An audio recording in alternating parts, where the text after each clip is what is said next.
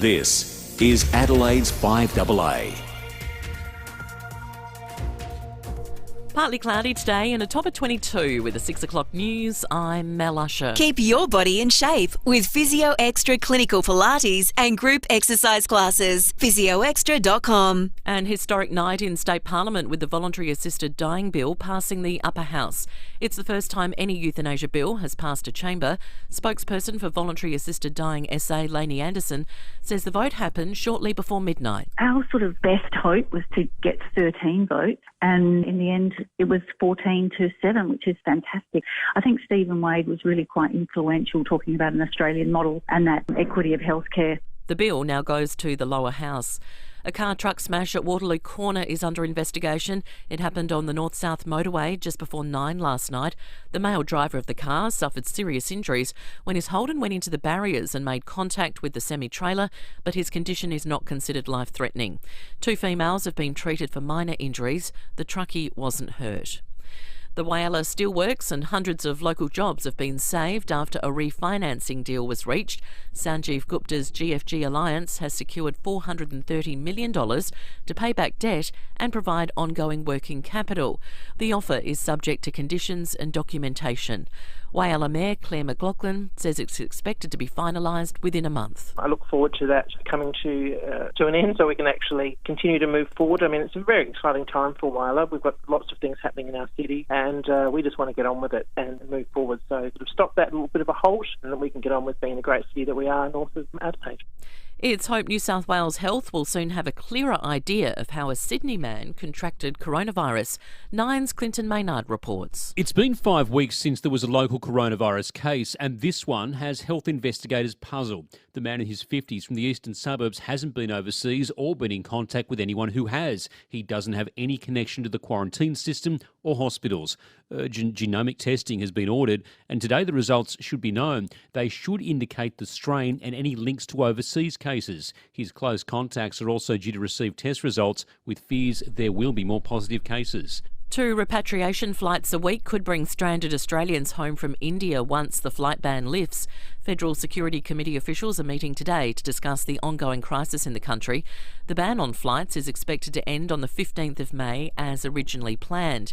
Cricketers and cricket staff currently in India. There'll be a charter flight, most probably to take them to Sri Lanka or the Maldives once they're evacuated. India's coronavirus outbreak has spread to the London G7 meeting, which is being attended by Australia's Foreign Minister Marise Payne. 2 members of the Indian delegation have tested positive. As diplomats, they didn't have to quarantine on arrival in the UK. British Prime Minister Boris Johnson says the situation is under control. As I understand it, what's happened is that the individuals concerned are all isolating now, and I will be seeing the Indian Foreign Minister later on this afternoon, but that will be a Zoom exchange, I'm given to understand. Canada has become the first country in the world to authorise the use of the FIVEaa coronavirus vaccine for children aged 12 to 15. The country's health ministry says the decision is based on data from Phase 3 clinical trials on children in that age group. Now to FIVEaa Sport. Who loves South Australia as much as you do? Fleurieu Milk Company. South Australian and proud of it. And it's good morning to Tom Wren. And a very good morning to you as well, Mel. Let's start with football, and today looms as the all-important one for Adelaide captain Rory Sloane to prove his fitness ahead of Saturday night's showdown. The Crows skipper has missed the past month with an eye injury, but will return if he can get through today's session. Meantime, GWS and Sydney players will have COVID-19 tests ahead of this weekend's Round 8 matches. A number of games are up in the air following the latest COVID case in Sydney. The AFL has to work a number of scenarios depending on what happens today and tomorrow. Let's go to tennis now. Ash Barty and Alexei Popyrin have advanced to the semi-finals and round of 16 respectively at the Madrid Open. Nine's Craig Gabriel reports. Popyrin has scored one of the best wins of his career. The young Aussie got into the main draw from the qualifying rounds in Madrid, and he's upset the 14th seed Yannick Sinner 7-6, 6-2, and he'll take on none other than Rafa Nadal in the last 16. Barty overcame some third set frustrations to beat Petra Kvitova 6-1, 3-6, 6-3 to reach the semis. John Millman unfortunately lost in 3 sets. Let's go to soccer and 2 games in the A-League last night. Brisbane coming from a goal down to beat Western United 2-1, while Melbourne City strengthened its spot on top of the table with a 3-1 win against Perth Glory. Meantime, Chelsea leads Real Madrid 1-0 with about 15 minutes to play in their European Champions League semi-final. And that's the 5AA Sport. Now the 5AA forecast. Audi Solitaire, Metro Dealer of the Year. Visit audisolitaire.com.au. Partly cloudy today, 22. Much the same tomorrow. Saturday, a shower or two, 21. Right now, it's 12 degrees. More news as it happens on 5AA. At Bob Jane T-Mart's, buy 3 get 1 free on Bridgestone, Ecopia and selected Dunlop passenger tyres. You're listening to 5AA Breakfast. David Penberthy and Will Goodings. 6 after 6, good morning to you. Welcome to Thursday on 5AA Breakfast. Coming up on the program this morning, we'll check in on the situation in New South Wales. Big night in State Parliament. The Voluntary Assisted Dying Bill passed the upper house. It will now go to the lower house. The first time either chamber has passed a euthanasia bill in South Australia in a number of trials. We'll get into that shortly as well. Matt Abraham will be on the show. We'll dissect the last week in political spin. Then after 8 o'clock today, we've got a couple of massive issues to get into. The federal New South Wales Liberal Senator Andrew Bragg will join us. He's in town launching his book about Voice to Parliament being set up federally. And then after 8:30, Rosie Batty and former Premier Jay Weatherill will join us in the studio to talk about the role that early childhood education and childcare centres can play in smashing gender stereotypes and keeping families who are at risk safe. David Penberthy, good morning to you. Good morning, Will. Good morning, listeners. Yeah, a hell of a lot of news around, a lot of big, serious stories. Big news on North Terrace, as you said, the passage of the euthanasia laws. We did, I think we did a breaking at 8 about it a couple of weeks ago, saying that our call, based on the new composition of the Parliament and the fact that a couple of MPs have changed their mind, although I since spoke to one of them who said he was actually a stated no at the last vote, which was in 2017, but he ended up being convinced during the passage of, or during the debate surrounding the passage of the euthanasia laws, and was also personally lobbied by Andrew Denton, who's been on our show a few times, and he said to me, I don't mind saying who it is, actually. I don't think he'd care because it was on the record how we voted. It was Steve Mulligan. It was the Shadow Treasurer. He was a no, a stated no who became a yes at the last vote. But I've spoken to other MPs and they say that, and in a way, we sort of inadvertently revealed it when we were scrambling around trying to get people voting no to come on the show so that we could do balanced coverage of it, have someone from the yes side, which was the shadow attorney, Kyan Ma, and we spoke to about 7 different MPs who we know are voting no. They include people like the Environment Minister, David Spears, a bunch of other backbenchers, and they were all tied up or chose not to come on. But we ended up getting Tom Kenyon on. Now, Tom Kenyon is a former MP, along with people like Mick Atkinson, the former Attorney General and Speaker, who was very passionately anti-euthanasia, had a friendly crack at us on Twitter the other day, accused us of being biased in our coverage. These people are out of Parliament now, and they've been replaced by people who are more inclined in favour of voting yes. So simply, the change in the composition of the Parliament, I think, means it will become law in South Australia. 14-7 in the upper house. That's a pantsing. It is. That shocked me to see that. Yeah. Part of it is because the Liberal Party is so moderate these days too. The Liberal Party in South Australia on a lot of these issues is more progressive than the Labor Party. I'd be interested to crunch the numbers. Wouldn't surprise me at all if there'd be more Labor no's than Liberal no's on this issue. Yeah, that wouldn't surprise me. I mean, to be frank, South Australia's a pretty curious case when it comes to ideology. There are a host of social issues where the Conservative Party in South Australia is the Labor Party. Yeah, and people going to the polls would never think that for a moment. But you look at debates in Parliament on things like euthanasia or things that there would be typically strong Christians would be opposed to, and it will be the Labor Party that are as loud as the Liberal Party or louder on occasion. Yeah. Abortion. Yep. is a similar one that's like that. Part of that is the influence that the Shop Workers Union, which has historically been sort of, it's not that everyone is a member of it is a Catholic, but historically it was a very Catholic-oriented union in its leadership, with people like Joe de Bruyn, Don Farrell. It doesn't necessarily follow that everyone who's in it takes that view. I mean, my wife is pro-choice and made no secret of it, and she was a member of, I think she still is a member of that union. That was at the union she was in all through her political career, and she used to work there. So, from her days as a checkout chick. I tell you, just going back through shop assistant. Sorry, come on, David. Shouldn't say that about the former Minister for the Status of Women, should I? If you go back to 2016 and look in the I think I'm looking at a list of the lower house MPs who voted against it. Just have a listen to how many of these names aren't either there. So we start with Troy Bell is down in the southeast. Zoe Betson. Sam DeLuc is still there. John Gardner is still there. These are all no's. Mark Goldsworthy's not. Griffiths is not.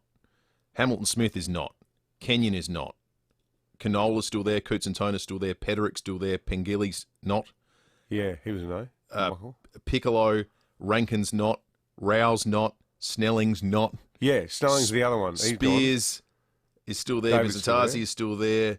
Trelaw, Van Holst Pelican, Lisa Vlahos not. Tim Whetstone. Mitch Williams is not. Is not there anymore. Yeah. That is a staggeringly large contingent of no's that have departed Parliament in that time. And they have not all been replaced by Conservative MPs. No. And given it was tied last time. Yeah. Yeah, so I think we're calling it, aren't we? I think we're there. Yeah. Funny things can happen. I'll believe it. I don't mean we in a rah-rah sense. I've still got huge qualms about it being law. I still struggle with the idea of the state having the ultimate authority to over matters of life and death. The state doesn't really, though, does it? The individual does. Through the law, I think you could argue that the state does. I don't know. I still worry about elements of it. Yeah. But I support it because I think the Victorian model seems to be like Mulligan. I've been persuaded by listening to Andrew Denton. You know, I not so much Andrew Denton, but the stories that he's brought to light through the interview we did with him the other day on the podcast. I struggle to see what the downside is for people who have 6 months to live and are in agonising pain, not having a choice. 6 months to live. Well, that's it. This is extremely tight. That's what this law is. The safeguards are stringent and tight, and it's nothing like what we've seen in some countries where, you know, I thought that some of the criticism that were made of the Dutch model, you don't want it to become mission creep where people go, well, actually, I'm feeling slightly down in the dumps at the moment. You know, like it really is for people at the very end with no alternative. Yep. 13 minutes after 6. We'll get into the news headlines. That's one of them, but there's lots going on around South Australia. We'll get into that right after this. When you think surgery, you think hospital, right? Well, Dr. Greg Keane wants you to think SportsMed. SportsMed is the only purpose-built orthopaedic hospital in the country, with world-class nursing and theatre staff, a first-class catering team, and the latest innovations in patient treatment and care. And your surgeons? We're experts in all procedures for hips, knees, feet, ankles, shoulders, elbows, wrists and hands. All your treatments, all your care. One place. SportsMed. Start living life again after your successful surgery. Sportsmed.com.au. Don't miss the massive trade tool sellout this weekend at Adelaide Tools. Get in quick for 3 big days of red-hot deals on a huge range of trade-quality brands at Mile End, St Mary's, Lonsdale, Gawler and their massive new Parafield superstore. You'll find unmissable deals across SA's biggest range of top brand tools and equipment. The Adelaide Tools Trade Tool Sellout starts tomorrow at Adelaide Tools. Trusted brands, trusted service since 1949. As a small to medium business owner, you need a vehicle fleet that is fit for purpose. The new Nissan Navara is the ultimate workhorse, built tough to handle the harshest conditions. Packed with the latest intelligent safety and driving assistance tech, the new Nissan Navara is the ideal addition to your fleet. Let your local Nissan fleet dealer tailor a vehicle solution that's right for you and your business needs. Visit your local Nissan dealer or search Nissan Fleet today. It's the little things that make a big difference to your day, like a thank you email from a colleague, or a smile from a stranger on the train. And it can all start here. with a healthy, delicious breakfast made with the goodness of Aussie-made FIVEaa milk. It's got 8 essential nutrients and vitamins to kickstart your morning and set you up for the day ahead. So start your day the positive way with FIVEaa. 9 News, weeknights at 5, nightly at 6. The switch is on to the news that's live and local. 9 News, made in Adelaide. At Bob Jane T-Marts, get instant cash back on iconic tyre brands, including Michelin, Goodyear and Bridgestone. You're listening to 5AA Breakfast. David Penberthy and Will Goodings. 15 after 6. Let's get into the news headlines on this Thursday morning. We started the program with it. It's news you're waking up to. The vote only happened at 11:30 last night. The voluntary assisted dying bill has passed the state's upper house. The historic vote happened, as I say, late last night. The bill passed 14-7. It now goes to the lower house, but it's significant in and of itself because in the host of times beforehand, it's gone now to the Parliament 17 times in the last 25 years. The first time it's passed either house. So passing the upper house is a moment of significance for for this particular bill. It's hoped genomic sequencing results will help contract tracers work out how a man who has contracted coronavirus in the community. This New South Wales case is just befuddling. The man in his 50s hasn't been overseas recently. He's not connected to the quarantine system, and yet somehow has a positive COVID case. He visited many venues across the city while infectious. Did he ever? We'll get into that after 7 o'clock. The list of places he went to. Yeah, looks like me on a day off work. Well, we've got a question to ask our listeners about that after 7. The state government and the ambulance union have come to an agreement after 6 weeks of mediation. Another 74 ambulance officers will be hired. Up to 24 of those will be allocated to regional areas, while the union has committed to roster reform and stopping all industrial action. So basically, peace in our time. Peace in our time. I think you'd have to regard this as a win for the Ambulance Employees Association. I think the way that they handled the campaign, and in a way, the thing that really revved it up a lot was the fact that so many ambos started ringing our station. And the person who is the architect of this back down more than anyone is the head of the ambulance service. Because when he issued that muddle-headed directive saying to every single ambo, if you dare talk publicly, you'll be in breach of the Public Service Act and you might get referred to ICAC, prompting the ICAC Commissioner herself to issue a statement going, listen, we're here to investigate corruption, not public servants talking about their onerous work conditions. But what happened was, I reckon, how many ambos rang our show? 50, 60? Oh, lots. But I don't think it was just the ambos. I think the untenable one for the state government is when you get people who are sitting in the back of ambulances calling radio stations. It's not an industrial dispute like the Maritime Workers Union, where the government says, well, they're all slackers, and the union says, no, we need more money. And everyone sort of shrugs their shoulders and falls along probably ideological lines. In this one, people are going, no, guess what? I had awesome ambos taking care of me while we were stuck in an ambulance and my mum was dying. The other thing that played into it too was the announcement in the midst of the campaign of the entertainment centre. Now, I'm of the view that governments can walk and chew gum at the same time. I don't mind money being spent on fun stuff if the serious stuff's being taken care of too. But the fact that this came out mid-dispute meant it became a touchstone, and our text line's filled with comments along these lines of people saying, so hang on, we can do this, but we can't find a few more ambos? So the government sort of ended up creating that argument itself, really, with its timing. There's been a COVID scare at the G7 meeting in London, which is being attended by Maurice Payne. The Indian delegation is in isolation after 2 members tested positive. As diplomats, they didn't have to quarantine on arrival in the United Kingdom. We had Boris Johnson in Mel's News a moment ago say that they'll probably just have to do it via Zoom or some such. So they've flown a long way to just sit behind a computer, but it's the sign of the times. The federal court will hear a legal challenge of Australia's temporary travel ban on people coming from India. Lawyers for a Melbourne man in Bangalore say returning to Australia is constitutionally protected and that the federal health minister has overstepped his powers. These happen from time to time, but they don't often get heard before it gets resolved. No. I wonder if this will be an issue. It'll end up being on page 26 as a tiny little footnote in the paper if it ever progresses in court, because I suspect we'll have moved on by then. Oh yeah, I can't see this. I can see the travel ban being in place, but not the fines, not the jail terms. Absolutely, I reckon they'll get rid of that. Yep, I agree. Because it's been it's blown up in their face a bit. A charter flight will be organised to bring Australia's cricketers home from Sri Lanka or the Maldives once they evacuated from India. A plan is being developed to move up to 38 players, staff and commentators after the IPL tournament was suspended. They would remain there until Australia allows them to return home. So it's sort of an offshore form of quarantine. 2 weeks in some other third-party country and then... I tell you what, 2 weeks in Tom's Hotel, up the road here, above La Trattoria, that sounds like hell on earth to me.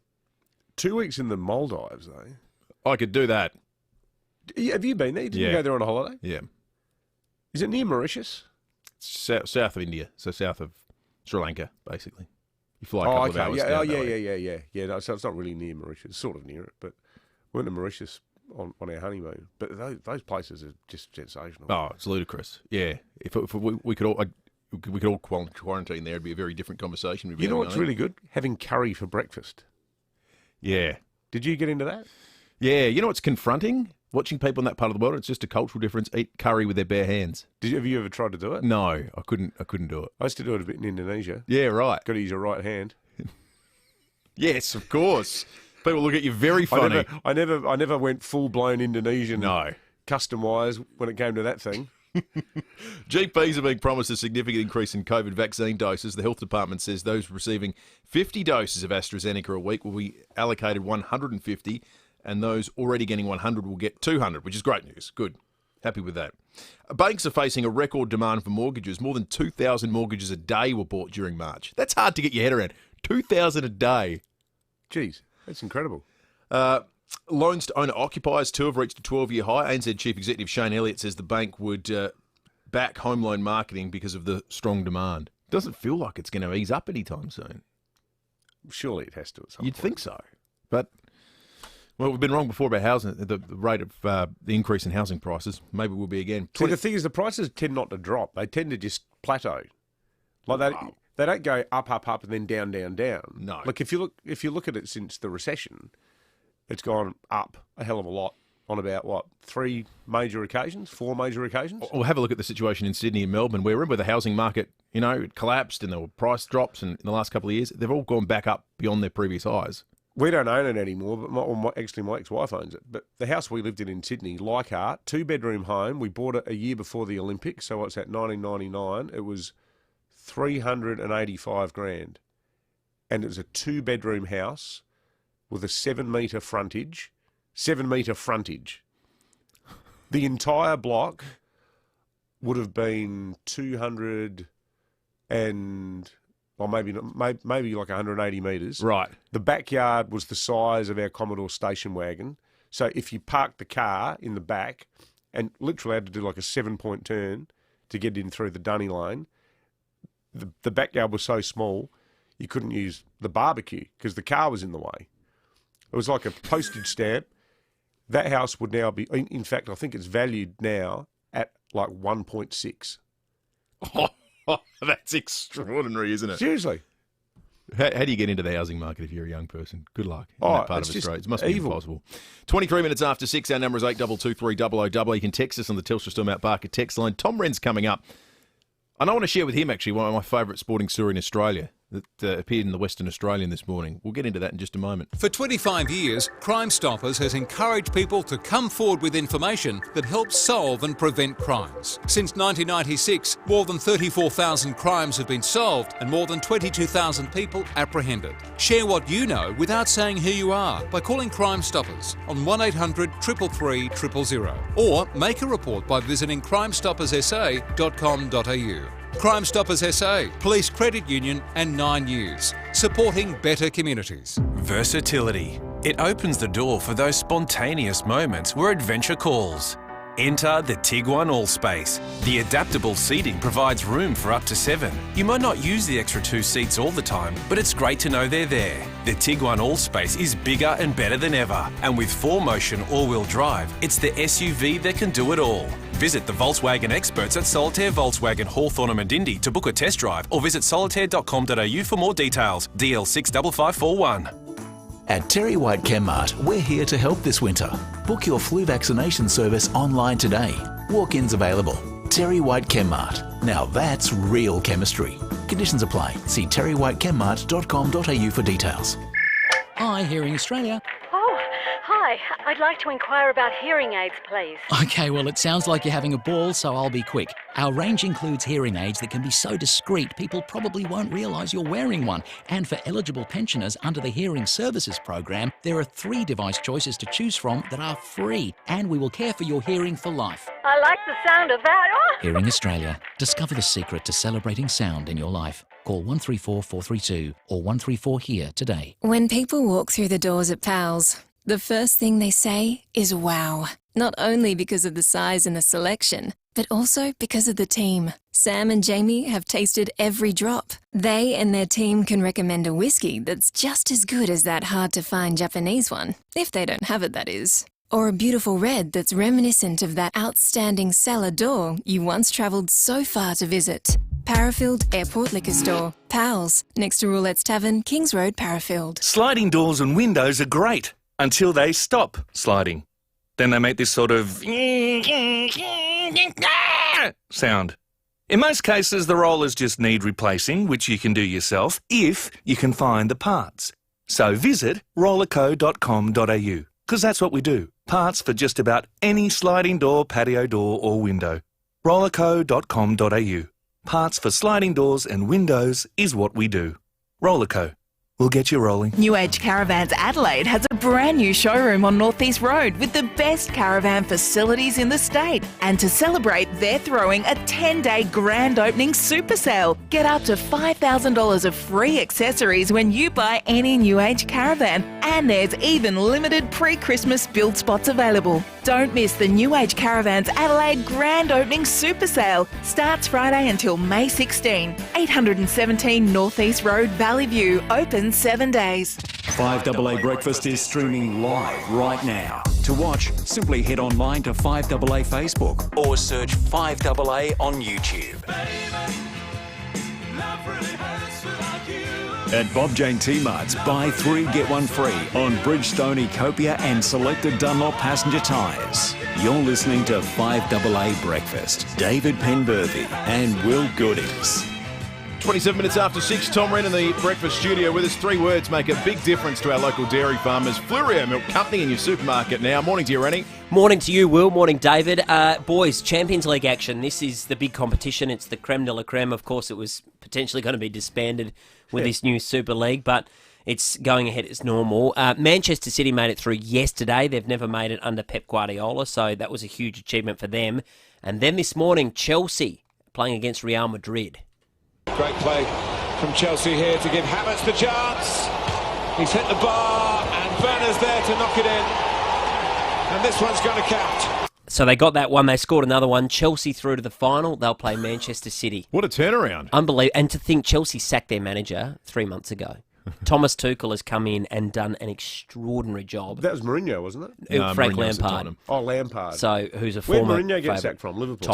Tottenham. Yeah, he's been sacked from a few, yeah. He got signed by Roma, actually. Yeah. He doesn't ever take long to land on his feet, Mourinho. No. It's another big job. Was that James the Colombian? Does he play for Chelsea? Yes, I think he does. Yeah. Yeah, but what about the no crowds, though? Yeah, it's been a long garbage, time. Doesn't it? It's been a long time for them to be able to go and watch live matches.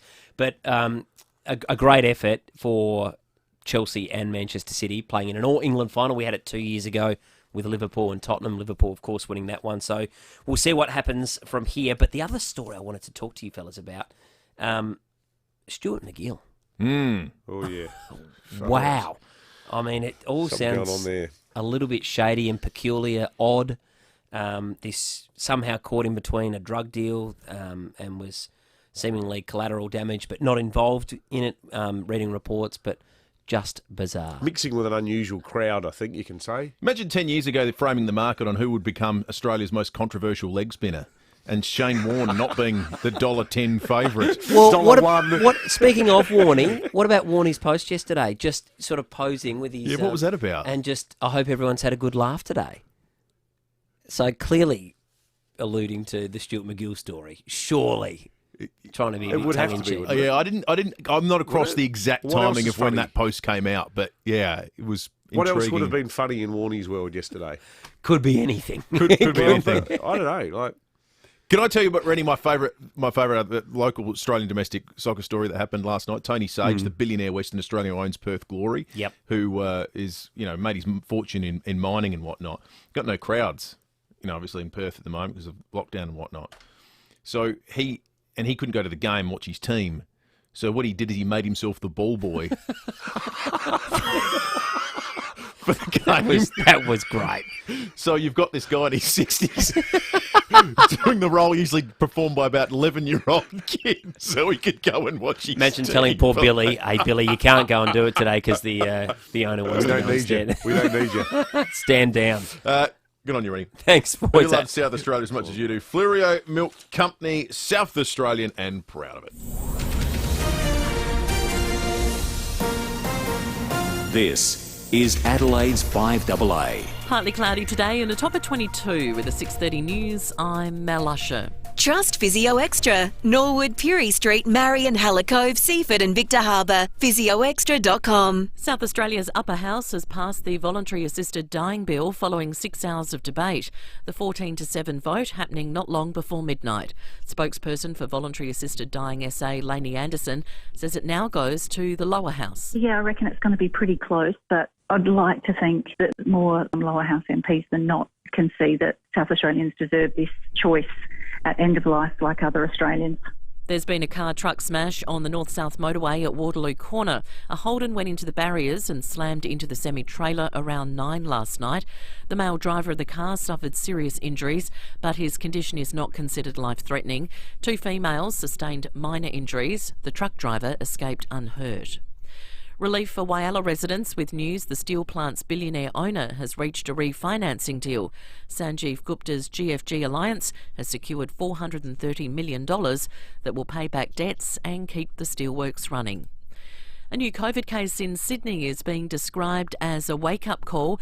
A man in his 50s from the eastern suburbs has tested positive and it's not known how he caught the virus. India's COVID outbreak has travelled to London's G7 meeting, which is being attended by Australia's Foreign Minister Maurice Payne. Nine's Carrie-Anne Greenbank reports from London. Australia's Foreign Minister Maurice Payne has continued bilateral talks with her G7 counterparts after an early COVID scare at the event. India's Foreign Minister forced to self-isolate and conduct talks virtually after 2 members of his country's delegation tested positive for COVID-19. As the event came to an end, G7 foreign ministers released a joint statement where they came out strongly against Russia, condemning its treatment of Ukraine, along with cyber attacks, disinformation campaigns, and the poisoning and imprisoning of Alexei Navalny.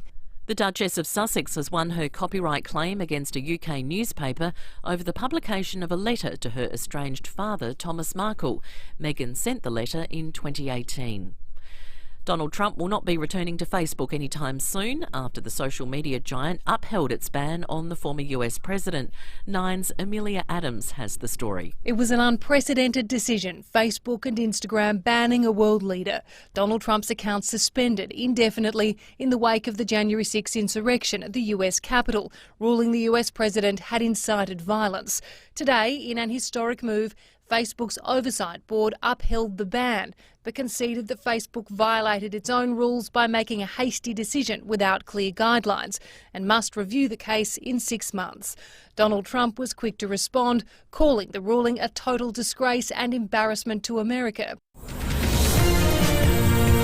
Now turning to 5AA Sport. 3 words make a big difference to our local dairy farmers. FIVEaa Milk Company. In your supermarket now. Here's Tom Wren. Thank you, Mel. Adelaide captain Rory Sloane says he's feeling fit and healthy and wants to return for Saturday night's showdown against Port Adelaide.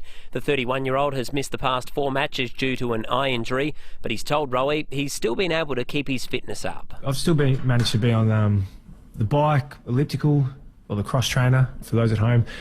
And then, plenty of running the last 2.5, 3 weeks as well. So feeling pretty fit and healthy. Sloane will train this morning to try to prove he's ready to return. Meantime, 2 of the AFL's biggest names, Christian Petrarca and Toby Green, have both signed long-term deals with the Demons and Giants respectively. It will be at least a few days before Australian cricket and staff are evacuated from COVID-torn India. A plan is being developed to move as many as 38 Australians to the Maldives or Sri Lanka. They would stay there before flying home on a charter flight once given permission by the federal government. Cricketers Association CEO Todd Greenberg says the players are anxious. They're human beings, they're people. Some of them are fathers and husbands, and they're under enormous amounts of stress over there. So some of them deal with that quite well, others deal with that in their own way. So we've got to treat all of them differently. And Chelsea has qualified for the European Champions League final following a 2-0 win against Real Madrid. They'll play Manchester City in the final. And that's the 5AA Sport. Now the 5AA forecast. Audi Solitaire, Metro Dealer of the Year. Visit audisolitaire.com.au. 22 for your Thursday and partly cloudy. Much the same tomorrow. Saturday, a shower or two, 21. Right now it's 11 degrees. More news as it happens on 5AA.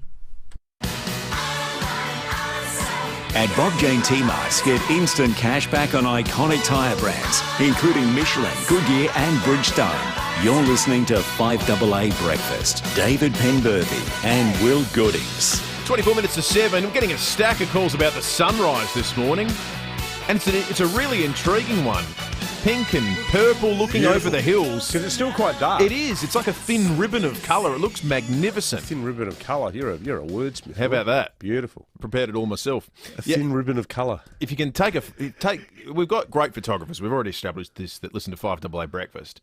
Let's get some good ones coming in and we'll post them on our social media page. That's a great idea. Pity you're not wearing the skivvy, because I think some sort of interpretive dance combined with some beat poetry, beginning with the line "a thin ribbon of colour," as you've like playing a pair of bongos. That'd be good. Well, I think maybe the skivvy sort of seeped into the bloodstream somehow. Right. I'm speaking the language of skiv. Oh yes, all the right, skiv. The skiv. Now, that could be a nickname. No, it couldn't. It couldn't possibly. Breakfast with Pimmo and the Skiv. If we go on to FM. Yeah, that'll be for our FM. Pimmo and the Skiv. The FM stage of our radio careers. Right. Okay. Another 7 songs uninterrupted. Well, funny you should mention songs, that, David. We've got some breaking news this morning. Breaking at 6:37. Now, this is super exciting. And for people of my generation and above, one of the great bands of the very late 60s and 70s sort of defined the decade in a way, synonymous with prog rock, I guess, although the term suggests, well, maybe it's accurate, nerdy teenagers like me locked in their bedroom with candles in the dark listening to Pink Floyd. What a band. Well, how's this? World premiere event marking the 50th anniversary of Pink Floyd's first Australian tour. This is a world premiere event called Eclipse. Pink Floyd orchestrated a spectacular show for one night only at the Adelaide Festival Theatre on July 17.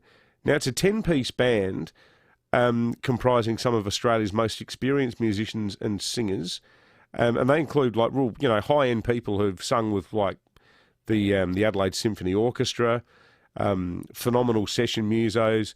And they are basically going to be going through the entire Pink Floyd back catalogue. I reckon like 50% of houses in South Australia would have either a copy of Dark Side of the Moon or Wish You Were Here, or probably both. They are the two standout Floyd albums. But well, the news gets better for 5AA Breakfast listeners too. We've got 2 doubles to give away to Eclipse Pink Floyd orchestrated. It's Saturday, July 17th at Adelaide Festival Theatre, one night only. Tickets are on sale Monday, May the 10th at Bass. But if you call in right now on 82230055, the first 2 callers through will get a double pass each to get along, so you won't have to worry about getting tickets. While you call, we've got a bit of an Andy's list with heavy input from David Penberthy this morning. The top 5 Pink Floyd songs.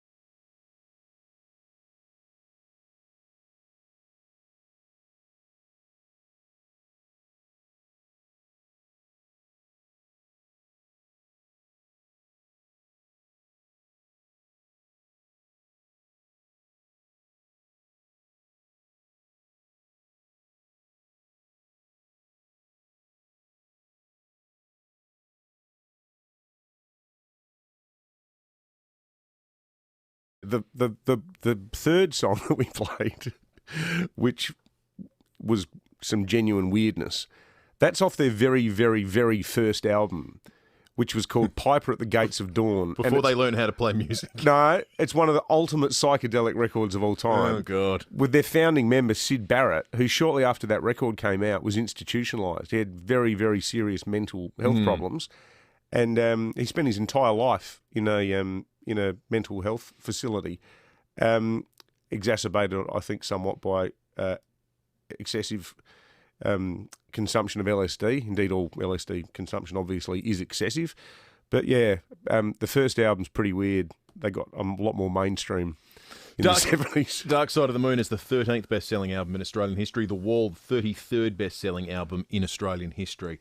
Some interesting research has been conducted at the Flinders University with regard to a condition I think most of us believe is incredibly widespread in this country. Shopaholics. Shopaholic. Being someone who has compulsive buying shopping disorder exists. It's not a sledge any longer. Is it got an acronym? Compulsive buying shopping. Is it CB? No, it doesn't really work. Does it? It's just initials. International experts from nearly 140 universities, led by Professor Mike Kyrgios from Flinders University, have built the framework to diagnose that very condition. He's been busy with being on the tennis circuit as well. That's Nick. Sorry. That's his brother. No. Professor Kyrgios said, in over 20 years since I started investigating excessive buying, there's been an absence of commonly agreed diagnostic criteria, which has hampered the perceived seriousness of the problem. Would you like to hear the criteria for diagnosing a shopaholic? Yes, please. I think there's a large proportion of the population that fall into this category. Excessive purchasing of items without using them for intended purposes. Yep. Diminished control over buying and shopping. That one sounds really ominous. Buying and shopping to regulate internal states, such as to generate positive emotions. Yeah. You know what, actually, in all seriousness, it sounds a lot like pokie machines and gambling. Yeah, it does, yeah. You lose control. Or binge eating. Yeah, binge eating. All that, yeah, those things that... Didn't Elton John say that he was addicted to shopping? Did he really? Yeah, he actually did many years ago in this tell-all interview that one year he spent something like $10 million at Sainsbury's or something. He did say, and this is very much in keeping with what you're saying about the food and the gambling. Paradoxically, if someone with compulsive buying shopping disorder goes on a shopping trip, this will briefly improve their negative feelings, but will soon lead to strong feelings of shame, guilt, and embarrassment.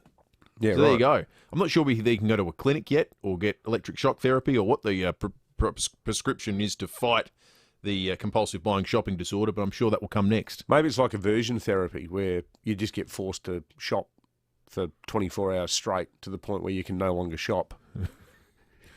I'm not convinced. Saturate it. I'm not convinced there is a period of time that my mother could not spend shopping.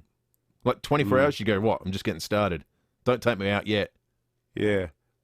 See, I was saying to you earlier, if we do have CBSD, compulsive buying shopping disorder, there has to also be the corresponding condition of shopophobia, which I've got. Yeah, I'm with you on Like the that. idea of someone says, "Oh, how about we go down to the DFO at the airport for the day?" Well, I reckon I'd rather have to run naked down the Rundle Mall than do that. Oh, yeah. You know, I'd rather repeatedly bash my head against a brick wall for an hour than go to the what's it called, the place at the airport? Yeah. I don't know, the House of Pain. Yeah, the House of Pain. 16 to 7. Let's check traffic. Get a great deal in 3 years free scheduled servicing on executive-driven vehicles at Dave Potter Honda. Good morning. Seeing a few delays this morning. Grand Junction Road approaching Churchill Road. Delays for the night works. They're still packing up, and Cavan Road quite congested at the moment. Busy Port River Expressway, but outside of that, looking pretty good this morning. Southern Expressway flying well to South Road and Tonsley, and Anzac Highway flying well this morning from Glenelg all the way into the city. A couple of speed cameras to look out for this morning. Edinburgh Road, Edinburgh, and Dawes Road at Ascot Park. Style your home with Freedom Homewares. Right now, get up to 30% off all homewares, including up to 30% off rugs, throws, wall art, mirrors and more. On now, only at Freedom. Adelaide's most accurate traffic on 5AA. Looking for a gorgeous gift this Mother's Day? Fella Hamilton offers a beautiful, bright gift guide full of stunning pieces. If you can't decide between all the superb accessories and garments available, you can always grab one of their popular Fella Hamilton gift cards. Fella Hamilton take the guesswork out of Mother's Day. For a short time only, you will receive a free gift with purchase. T's and C's apply. So hurry into Fella Hamilton to find the perfect Mother's Day gift.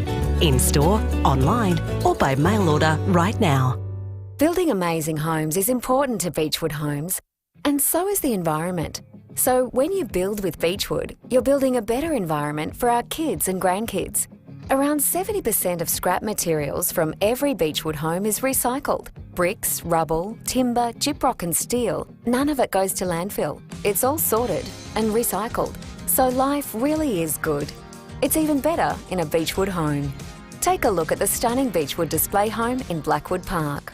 For over 36 years, Steinborner has been well worth the trip. With over 400 used cars to choose from, you're sure to find the car you're looking for. Steinborner is your first choice for new Hyundai and Mitsubishi in the Barossa, and your first choice for Ford in Clare. And don't forget, you can always click through the collection of vehicles online at steinborner.com.au. Great local deals on great local cars from your locals. Steinborner Automotive. Still well worth the trip or well worth the click. At my age, there's not many parts that don't hurt. But at night, when my hip gives me hell, sometimes there's no nurse to help me. Easing my pain, is that too much to ask? The Royal Commission into Aged Care found there are not enough nurses to administer pain relief. Ask the Morrison government to mandate staff ratio laws in aged care. Go to itsnottoomuch.com. Authorised by EDABARS for ANMF Federation SA Branch with Lytton. There's mother loving deals at Cheapest Chips, just in time for Mother's Day. From the garden to the kitchen and everything in between, Cheapest Chips has made it so easy to spoil mum. Plus, you could win her a $1,000 gift pack. Just go to cheapestchips.com or Facebook to enter. Get to your local Cheapest Chips for amazing catalogue specials out this Wednesday. It's bursting with mother loving deals. So gift cheaper and live cheaper at Cheapest Chips. 9 News, weeknights at 5, nightly at 6. The switch is on to the news that's live and local. 9 News, made in Adelaide.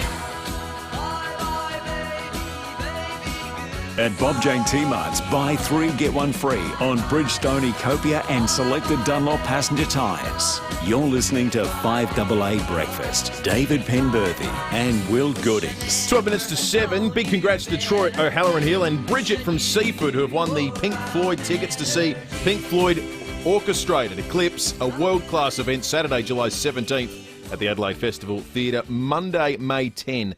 You can get your tickets at Bass. Geez, we're getting some fantastic sunrise pictures through. Listeners alerted to us a really special-looking sunrise this morning, and the pictures at a match. We'll put them up on Twitter and Facebook.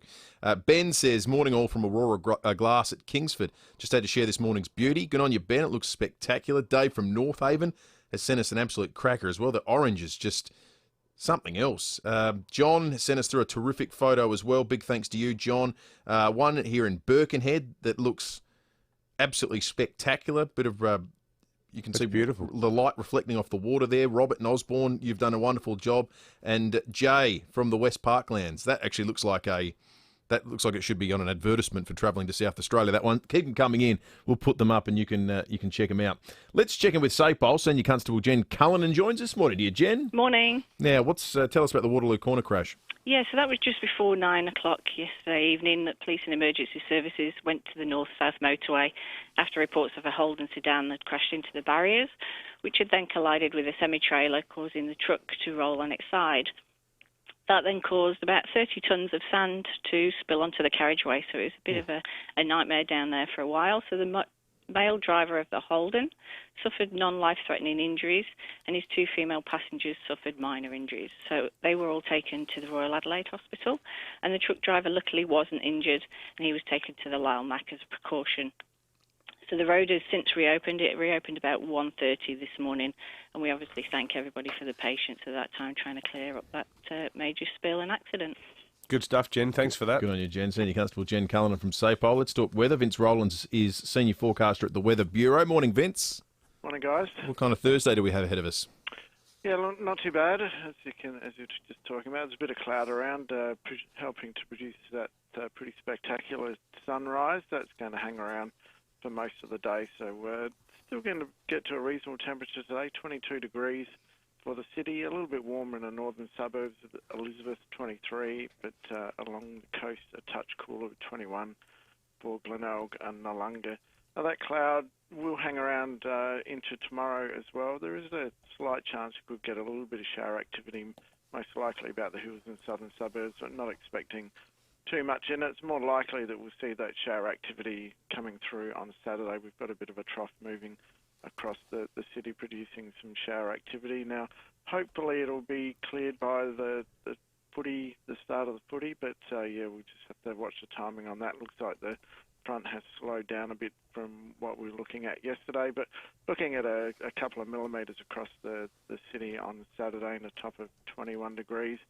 Sunday, we still might have the odd shower hanging around for Mother's Day, but temperature-wise, not looking too bad with 20 degrees. And then Monday, there is looking like a pretty good front coming through on Monday, so quite a bit of shower activity around on Monday, top of 18 degrees, and then 18 again for Tuesday, Wednesday. So, yeah, not too bad for the next couple of days, and then it looks like might get a little bit wet for the following few days after that. Beautiful. Good on you, Vince. Senior forecaster Vince Rowlands from the Weather Bureau. Got a text from Peter Malinauskas with his own picture of the sunrise this morning, which is an absolute cracker. We'll put that one up as well. He says, I tell you what, this talk of the sunrise is not exaggerated. He's almost inferring that we're prone to exaggeration on this program. I'm not sure about that. Easily one of the most stunning I've ever seen. He says, I'm down at the city banks of the Torrens. There's virtually no one else around, and it is magnificent. It certainly looks that way almost every way you look in the sky at the moment. Getting pictures from Lobethal, from looking back at the hills. My down at Port ex-wife sent Adelaide. me one from the airport. She's on a plane. First flight in over a year, she says. And fantastic photo of the Qantas jet with the hills in the background, with the sun just starting to peer over the hills. Good spot to be enjoying the sunrise from. 8 to 7. Taking time to listen can make all the difference. Farrell and O'Neill Funerals is a South Australian family company committed to guiding and supporting families at an emotional time. We value a lifetime by offering a compassionate, caring and unique service with attention to the smallest detail. Finding guidance through a difficult time can be comforting. Farrell and O'Neill Funerals, 8296 3134. Rubbish collection, libraries, playgrounds, parks and gardens, recycling, footpaths, public toilets, local roads, jetties, street trees. Have you ever considered how everyday life is improved by the many services councils provide? Your council is consulting on budgets. Be part of the process and have your say. For more information, visit your council's website or speak to your local councillor today. You might think having thousands of pals is excessive, but that's not what the team at Parafield Airport Liquor Store think, because that's how many they have. Sure, they might be made up of over 100 gins, over 200 whiskies, over 300 craft beers, and over 2,000 boutique wines. But they're some of the best pals you could have, and they're always looking for more, even if they are tricky to track down. Parafield Airport Liquor Store. Pals, next to Roulette's Tavern, Kings Road, Parafield. The first call you should make if there's been any damage to your caravan, camper or van shouldn't be to your insurance company. It should be to Dave Benson Caravans Insurance Specialists. We'll take care of the whole process, so you don't have to stress. So, if you have an accident and need repairs, get in touch with us at Dave Benson Caravans, and we'll take care of the rest. Search Dave Benson Caravans or visit us on Grand Junction Road, Kilburn. Fast, prompt, professional, competitive. 5AA Breakfast is streaming live right now. To watch, simply head online to 5AA Facebook or search 5AA on YouTube.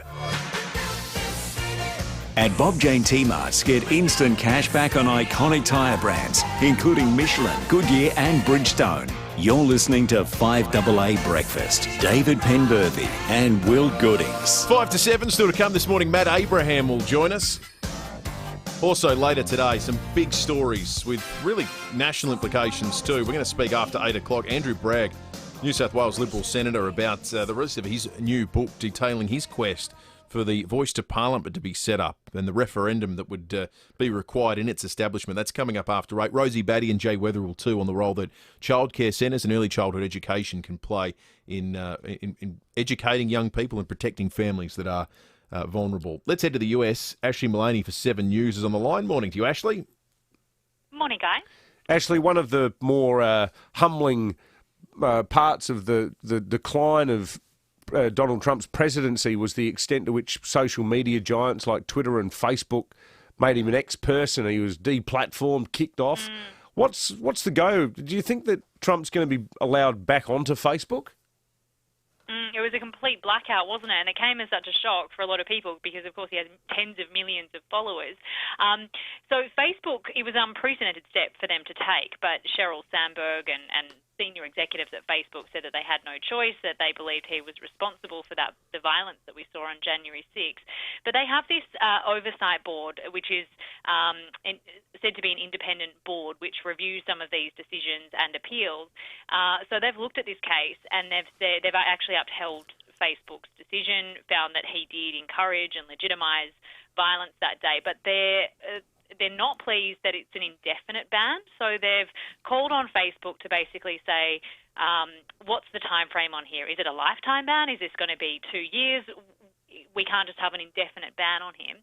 And big questions about, can you ban political leaders? This has stirred up a big conversation in America about free speech. He will be desperate to get back on. All talk is that he is seriously considering another run in 2024. And that platform and Twitter isn't just important for communicating with voters, but for fundraising too, which is the critical part. Yeah, that would be the clincher. Yep, Ashley, thank you for that. Ashley Mullaney for 7 News in the US. It's 3 to 7. Lots of texts coming through on the Telstra Storm Out Barker text line, in amongst about 1 million sunrise pictures that we've been getting today. Keep them coming, folks. The sunrise pictures are fantastic. It's been a beautiful half hour out there, thanks to Mother Nature. Quite a few texts on either side of the divide about the passage of the first stage of the voluntary euthanasia laws last night, comfortably passing the state's upper house. Elkie writes, I am terrified as I get older that I will be refused medical treatment because someone will think my quality of life is not worth it purely because they have such little life experience that they don't know how pleasant getting older is. Doctors will lose the confidence of many in the public. Will doctors have any say in this situation? One quite harrowing one from Barry in Old Ranella, who makes some very important points, but also says that we may well tiptoe around the content because it is pretty harrowing. But Barry's in a line of work where he's aware that there are people out there right now, and I've got to say, Barry, I read the SAPOL submission to Parliament about the link between people taking their own lives at the moment and those who are diagnosed with terminal illnesses. And there's about 10 people a year who do that, which is one of the arguments that's been put in favour of a much more dignified and streamlined system for people in that situation. One here from Brett says, why is Australia such a naysayer, old-fashioned country? No to everything. We should just do what's right and decent for irreversibly sick people in pain, provided the correct checks are in place. Sounds like that's the path the Parliament is likely to go down, Brett. 14-7 voted in at 11:30 last night, through the upper house, I should say, not voted in yet. It's news to progress through the lower house. We'll have some more detail on that over the course of the morning about when that might happen, and try and get a sense of what the composition of the vote would likely be in the lower house as well. That's coming up on 5AA Breakfast. You can be part of the show, of course, too. 8223 0000. You can text us at any time on the Telstra Storm Out Barker text line, or jump on the 5AA Facebook and YouTube live streams, and you can... I was going to say you can watch all the action unfold, but that feels like I might be slightly overselling what you'll see. Anyway, you can watch along. You watch two blokes sitting in a studio talking to each other. Yeah, it's actually amazing. It's almost exactly what you'd picture. Yeah. Except slightly worse. 5AA News is coming up. What would a COVID... Hey, what's going on? It's Thursday. Why aren't you wearing a suit? Well, Speaking of... visuals. We've been. Have Peter Shearer decided that they actually, in hindsight, need to find a better model for their clothes? Look, I hope not, but I would understand. Somewhere Tony Modra is wearing a suit again. Yeah, that's right. They realised, you know what? Having a good-looking person do it is much better. Now, what they are going to do is we're going to be doing a little bit more with Peter Shearer later in the year. Oh, I hope yes. I'm not saying too much, but that's coming up a little bit later in the year. It is 7 o'clock, 5AA news time. What would your contact tracing history reveal about you? We're going to be talking about that in just a moment. Why? What have you heard? Online, on DAB Digital Radio, and on 1395 AM. Talking Adelaide. This is Adelaide's 5AA. Partly cloudy and 22 today with the 7 o'clock news. I'm Mel Usher. Keep your body in shape with Physio Extra Clinical Pilates and group exercise classes. PhysioExtra.com. The voluntary assisted dying bill has passed the state's upper house. The historic vote happening not long before midnight. The bill passing 14 votes to 7. Spokesperson for Voluntary Assisted Dying SA, Lainey Anderson, says it's the first time any euthanasia bill has passed a chamber of the South Australian Parliament. Now it heads to the lower house and hopefully we get some government time to debate it, hopefully in the next week. 3 people have been taken to hospital after a crash involving a truck and a car at Waterloo Corner. A Holden sedan slammed into barriers on the north-south motorway just before 9 last night. Senior Constable Jen Cullinan says it then collided with a semi-trailer, causing the truck to roll on its side. That then caused about 30 tonnes of sand to spill onto the carriageway, so it was a bit of a nightmare down there for a while. The male driver of the car was seriously injured, but his condition is not life-threatening. His 2 female passengers suffered minor injuries. The truck driver wasn't hurt. Genome testing of Sydney's new coronavirus case is underway. Clinton Maynard reports. Test results are due back this morning, which health experts are hoping will give them a clue as to how the man caught COVID. The eastern suburbs resident aged in his 50s hasn't been overseas and doesn't have any connection to the quarantine system or hospitals. The results should indicate the strain he has. More people are expected to return positive results. He visited many venues across the city, including a cinema, restaurants and barbecue retailers. Anyone who's been there at the same time must be tested. Full details are on the New South Wales Health website. The federal government is spending $9 million on a new domestic tourism campaign. We're being encouraged to holiday longer at home. Tourism Minister Dan Tehan says usually people would spend weeks on holidays overseas, so they want travellers to do the same here. So that's on a marketing campaign which will be spent right across this nation, TV, radio, digital, you name it. We'll be out there spruiking Australia and spruiking the need for everyone to take a holiday and to take an epic holiday. Australia's banks are experiencing more demand to process an exceptional number of new mortgage claims. Nine's Lauren Howarth reports. Some buyers are snapping up properties at auction without locking in funding to secure the deal beforehand. The Finance Brokers Association says when the property market is hot, there's always an increase in the number of people who get overexcited at auctions without pre-approval. More than 2,000 mortgages a day were bought during March, and loans to owner-occupiers reached a 12-year high. ANZ Chief Executive Shane Elliott says they wound back home loan marketing because demand is so strong. And the Duke and Duchess of Cambridge have launched an official YouTube channel. Within moments of launching the account, Wills and Kate had racked up tens of thousands of followers. Now turning to 5AA Sport. Who loves South Australia as much as you do? Flurio Milk Company. South Australian and proud of it. We're counting down to Showdown, Tom Wren. Yeah, looking forward to it as well, aren't we, Mel? Adelaide and Port Adelaide's players will train this morning as they prepare for Showdown 49 on Saturday night. The Crows will be sweating on the fitness of Rory Sloane, while the Power will be keeping a close eye on Ryan Burton and Travis Boak.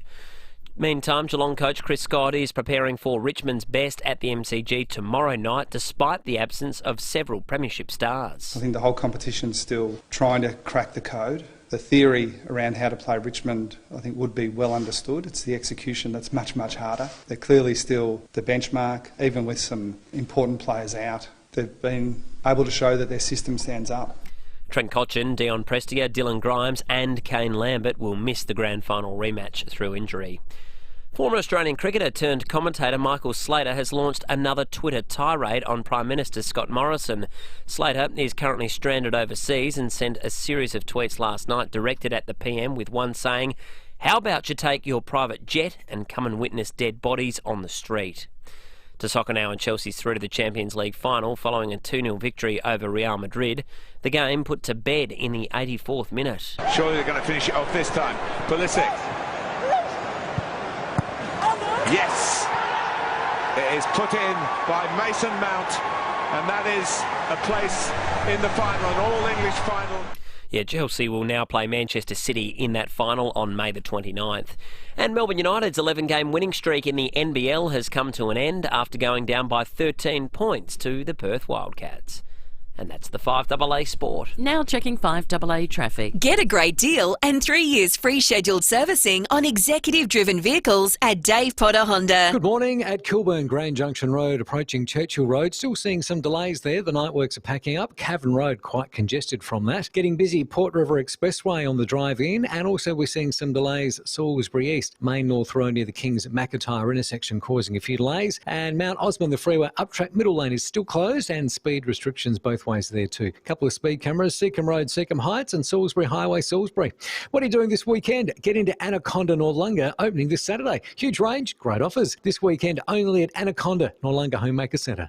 Adelaide's most accurate traffic on 5AA. Now the 5AA forecast. Audi Solitaire, Metro Dealer of the Year. Visit audisolitaire.com.au. Partly cloudy 22 today, much the same tomorrow. Right now it's 13 degrees. More news as it happens on 5AA. In the last hour on Adelaide's 5AA. It's hoped genomic sequencing results will help contract tracers work out how a man who has contracted coronavirus in the community. This New South Wales case is just befuddling. The man in his 50s hasn't been overseas recently. He's not connected to the quarantine system, and yet somehow has a positive COVID case. He visited many venues across the city while infectious. Did he ever? We'll get into that after 7 o'clock. The list of places he went to. Yeah, looks like me on a day off work. Well, we've got a question to ask our listeners about that after 7. We've got a text from Peter Malinauskas with his own picture of the sunrise this morning, which is an absolute cracker. We'll put that one up as well. He says, I tell you what, this talk of the sunrise is not exaggerated. He's almost inferring that we're prone to exaggeration on this program. I'm not sure about that. Easily one of the most stunning I've ever seen.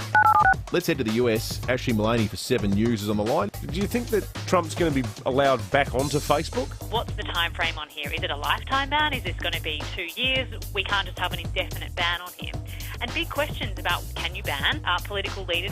You're listening to 5AA Breakfast. David Penberthy and Will Goodings. 8 after 7. Matt Abraham coming up after 7:30 this morning. 10 out of 10 every time. Real mystery case of COVID in Sydney at the moment. A man in his 50s tested positive after visiting multiple locations in and around Sydney. Here's the bit that's a bit concerning and a little bit hard to explain. He hasn't been overseas and he has no contact with quarantine hotels. He's got it. New South Wales Chief Health Officer Kerry Chant said the man had not been overseas to not work in border or quarantine roles and has not been near a hospital. Somehow he's got it. Anyway, we know where he's been. He has, and you know the thing I think that's becoming increasingly interesting about these contact tracing lists? You get a sense of the person. Yeah, you do. They reveal something about people. And we just want you to, while we read this out, just have a think to yourself, what would your contact tracing profile reveal about you? 8223 0000. This guy went to Bondi Junction.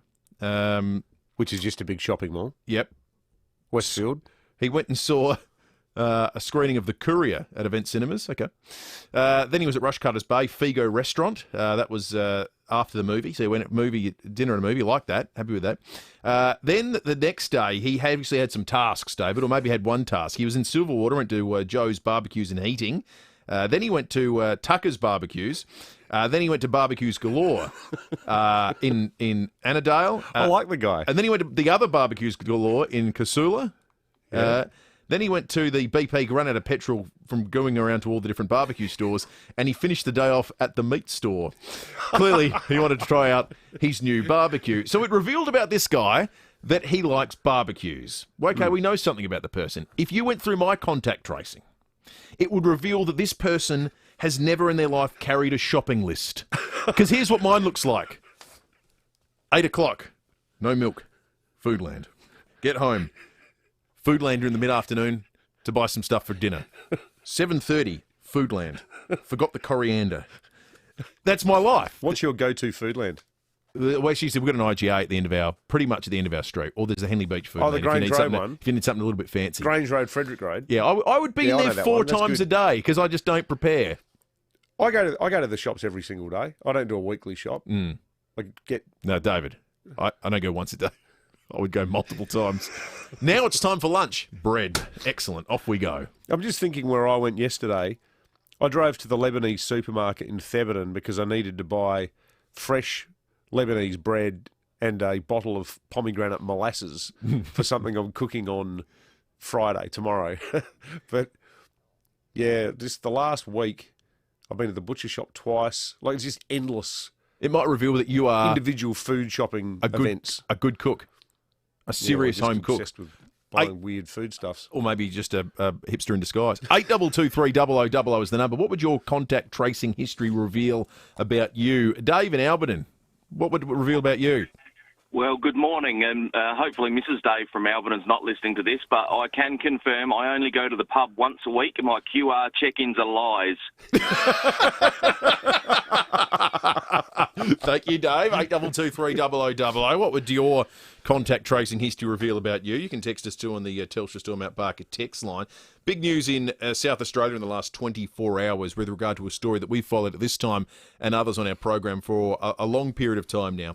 And this is a good resolution. An extra 74 ambulance officers would be hired and paramedics rosters overhauled to reduce 12-hour shifts under a peace deal that will settle a long-running dispute over resources, the Advertiser reports this morning.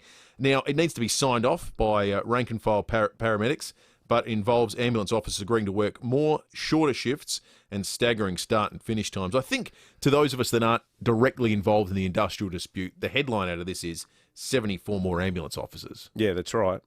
It sounds like the Ambos have got their way in keeping their current rostering arrangements as well. Really good text here from Jared that I just instinctively, I think you're on the money here, mate. Jared writes, morning lads, just on the Ambos dispute, will this necessarily stop the ramping? My guess is no. Talking to people in the industry, the issue isn't necessarily more Ambos.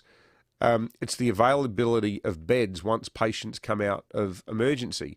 There's a huge lack of hospital beds, and this is exacerbated by people showing up to hospital with non-emergency issues. Fix the beds, fix the ramping.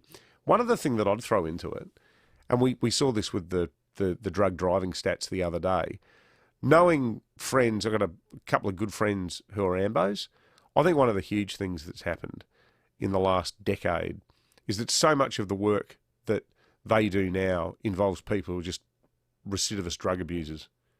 Yep. Like the ambulance service is doing so much of the heavy lifting when it comes to the scourge of meth, and that's not something that was there 20 years ago.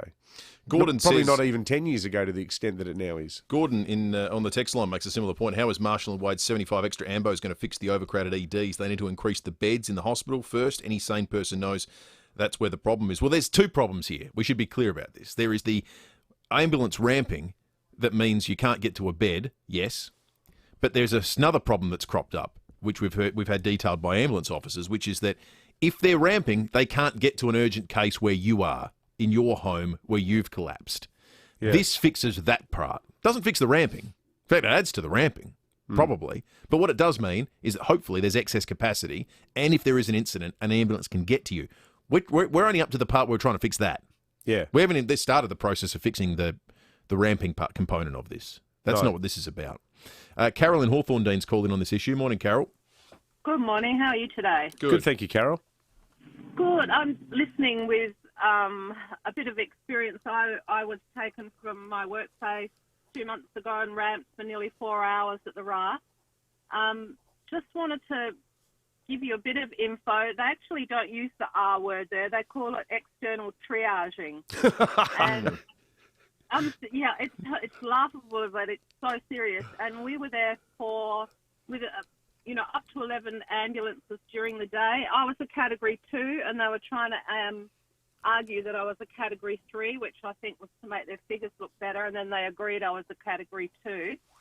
And in the good old days of ramping, they would have a nurse and a doctor come between the ambulances and check on you. But now they have an ambulance officer who is permanently stationed there, and they're supposed to do the checks on you while you're ramping. We didn't see anyone until about 20 minutes before I was admitted, so that was 3.5 hours with just the ambulance guys looking after me, taking me to the toilet a few times because I was rather anxious. So you're going in and out, and these guys are, as you know, are doing 12-hour shifts. It's just, I'm just wondering whether this is actually the new norm, and nobody's got the guts to actually tell us, because we've had government after government coming in saying that they're getting worse. Carol, thank you for that. Appreciate it. I actually think there's no clarity at the departmental level, the health department, as to whether ramping is necessarily regarded as a problem or not. It feels like there is a view that, for political reasons, is never shared publicly by governments, that, look, you're actually kind of safe in an ambulance. Oh, no, I 100%. I can tell you that's the case. That's like, ambulance is not the ambulance of today is not the ambulance of 1975. No, it's not like a van with a. You're in a pretty high tech thing now. The problem is the flow-on effect. When if ambulances are becoming de facto EDs, well then who's the ambulance? Well, that's right. What happens to the person at O'Halloran Hill with chest pains? If Carol and the rest of her friends are outside the RAH, being, to use the excellent euphemism, externally triaged. 16 after 7, Sue in Christie Beach says her check-in history would reveal that she went to the local Thai restaurant 5 times last Wednesday. That's weird. Sue says one of his hiccups where it keeps giving me the same location. Oh, so Sue just kept logging in at the Thai restaurant. I've had days where I think I might have gone to the local Thai restaurant, the Thai Orchid, 5 times, but maybe not. Maybe Big not. shout out to Buddha there in Henley Square. Exactly right. We're going to get more of your confessions about what contact tracing would reveal about you right after this. Text us on the Telstra Storm Out Barker text line 0448 08 1395 or call us 8223 0000. We'll check traffic now. Thanks to Dave Potter Honda. Get a great deal and 3 years free scheduled servicing on executive-driven vehicles at Dave Potter Honda. At Coolburn this morning, Grand Junction Road between Churchill Road and Hampstead Road. Late-running roadworks causing delays today. Cavan Road bumper to bumper because of that. Avoid that area if you can. Getting busy this morning, the Port River Expressway and Salisbury East, Main North Road, the McIntyre and Kings Road intersection causing delays as well this morning. Other roadworks to look out for today. Kernlight Gardens, the Springbank Doors, Goodwood Road Junction upgrade does cause a few delays, and look out for a couple of speed cameras. Main Road, Belair and Hub Drive at Aberfoyle Park. When was the last time you had a hot cinnamon donut? Too long? Head to Donut King, the home of the hot cinnamon donut, made hot and fresh to order just for you. Adelaide's most accurate traffic on 5AA. Like a Barossa Shiraz, served alongside a correctly pronounced beef palmy. From the sandy dunes of the glorious Coorong to the vast splendour of the Flinders Ranges. Things that make our fine state. It's who we are. Local, iconic, proud. As SASAA. Live, local, and always informing Adelaide. 5AA. The Hospital Research Foundation Home Lottery is here with a $3.4 million grand prize. You could be living the dream mortgage-free in a fully furnished Scott Salisbury home on the Esplanade at South Brighton. Plus, it comes with $1 million cash. With over 15,000 incredible prizes to win, you've got a 1 in 15 chance of winning. Join the fight for cures, better treatments and improved care by purchasing your ticket today at homelottery.com.au. Licence M13989. Mother's Day is almost here, and your local Mitre 10 has got you covered. Like a 2-shelf corner plant stand, only $79. Perfect for mum to show off her beautiful indoor plants. Or for the mum who loves spending time keeping her garden looking shipshape. How about a Yard Force 3.6-volt cordless pruner? Only $59. If you're not sure what to get mum, grab a Mitre 10 gift card, and she can choose for herself. That's mighty helpful, Mitre 10. Never before has a number meant so much. The 19th at West, a stunning home and land release offering Uninterrupted views across the manicured fairways of the Grange Golf Club or looking over the green open spaces of West's Linear Park. This is as good as it gets, folks. It's just stunning. Certainly is. We've seen it ourselves. We were down there a few Fridays ago. It's a fantastic development. The good news, you can choose from 2, 3 and 4 bedroom, architecturally designed homes, and they're priced from just $708,000. Whether you're looking for a spacious family home and your outlook as you downsize, or a beautiful step into Adelaide's property market, you'll enjoy a lifestyle that's truly above par. And as you can imagine, these stunning homes are going to sell fast. So act today and secure your future in a truly beautiful part of Adelaide. Visit the 19thwest.com.au. If you need a window, and not just anything will do, just call Statesman Windows. Factory direct to you. Nobody beats Statesman Windows, not on quality and certainly not on service. Windows, sliding doors, bifolds and more. Made right here in Adelaide. Factory direct to you. For windows when and where you want them, call Statesman Windows. States.com.au. Windows when and where you want them. Oh, windows when and where you want them. Get more at Mawson Lakes Volkswagen. Don't wait for end of financial year sales. Get great deals on a massive range of new Volkswagens right now. Mawson Lakes Volkswagen has loaded up on new stock, as well as locate demos, all ready for immediate delivery. And if you're impressed with our sales team, you'll love our service department with next day servicing and free loan cars. Don't wait for a great deal on Volkswagen. Get yours now from Mawson Lakes Volkswagen, just a short drive from the city. 9 News, weeknights at 5, nightly at 6. The switch is on to the news that's live and local. 9 News, made in Adelaide. At Bob Jane T-Marts, get instant cash back on iconic tyre brands, including Michelin, Goodyear and Bridgestone. You're listening to 5AA Breakfast. David Penberthy and Will Goodings. 21 minutes after 7, contract tracing revealed the latest COVID case in New South Wales, a man who was in desperate need of a barbecue. What would your contract tracing history reveal about you? Scott says he's dobbed in his old man. He says it would reveal something like this: Monday, pub tab. Tuesday, pub tab. Wednesday'd be at the pub tab.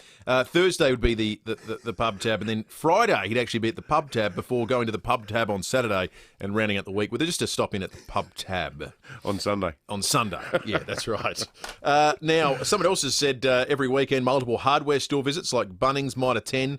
Thrifty Link to get things for DIY projects that I start but hardly ever finish. That's an okay thing. If that got revealed, you'd say, okay. Oh, you'd be comfortable. You'd be comfortable being the DIY guy. Not so sure you'd be comfortable with this one. I got a text from someone without a name. Understand why? Says this: I get a sense of the person prior to my own recent contact tracing. Resulted in finding my husband been visiting backyard massage services, offering happy endings. Oh, dearie me. Well, okay. I mean. See, that's one you wouldn't want to have revealed in the advertiser. Have you too been at any of these locations? I'm interested that message says disgruntled wife, suggesting that she is still indeed a wife. Forgiving. I think a lot of wives probably respond quite differently to that little tidbit of information. Anyway, let's change the subject. 23 minutes after 7. What is your contact tracing history? What would it reveal about you? 8223 or someone you know, as it seems many people are taking it, interpreting it to me. You can text us still on the Telstra Storm Mount Barker text line. Now, let's talk sport. Thanks to North Point Toyota, used vehicle stock always changing. North Point Toyota, Hillcrest, Prospect and Port Augusta. It is the North Point way. Stephen Rowe last night caught up with Crows skipper Rory Sloane and asked him whether the specialist had ticked him off for a return to footy this weekend. Let's get into it. How much training have you done? Yeah, fair bit actually. So I've still managed to be on the bike, elliptical, or the cross trainer for those at home. Being on the bike sort of reminded me of the Charlie Walsh and Neil Craig days actually. I can still hear Charlie Walsh's feedback in my ear as I'm pedalling on the bike. And then, yeah, plenty of running the last 2.5, 3 weeks as well. So feeling pretty fit and healthy. So fitness won't be a problem. They'll tick that off. You've got to get a tick from your surgeon. Yes, so I've had the specialist appointment today and that went really well. He was really happy with it. But the club still want me to tick off a fitness test tomorrow. That's great news, because I think the midfield needs a little bit of an injection of Sloane, number 9. Oh, look, mate, the midfield group's been, I think, incredible since the start of this season. And you've got to remember, we've got a lot of I'd say, a bit more inexperienced in that midfield and guys that are still learning their craft. But I've been so impressed with the way Lairdy, Keezy, they're two experienced guys, but they haven't spent a heap of time in the midfield over the years. And then you've got guys like Sammy Berry, who's come in on his first year and I think exceeded any expectations. He's a junior Rory. Doesn't he have a crack? Yeah, he has a crack, and I love the way he plays. Harry Schoenberg certainly learnt a bit more about his footy this year too. And Seeds, I love Seeds in there too. So I thought they've really stood up. So is he confirmed for the showdown? No, I don't think yet, but it sounds like it's positive. It sounds like it's... The way they're all talking about it, you get the sense that it's just a box-ticking exercise. Well, the fact that he posed up for the photo in the Tizer yesterday as well, that makes you think the club are pushing the message that he's going to be available. I still wonder how much of it, because so much of, being able to play at that level must be psychological. It's a confidence thing. And what was that great line in the Gerard and Robbo AFL 360 when they do that puppet show?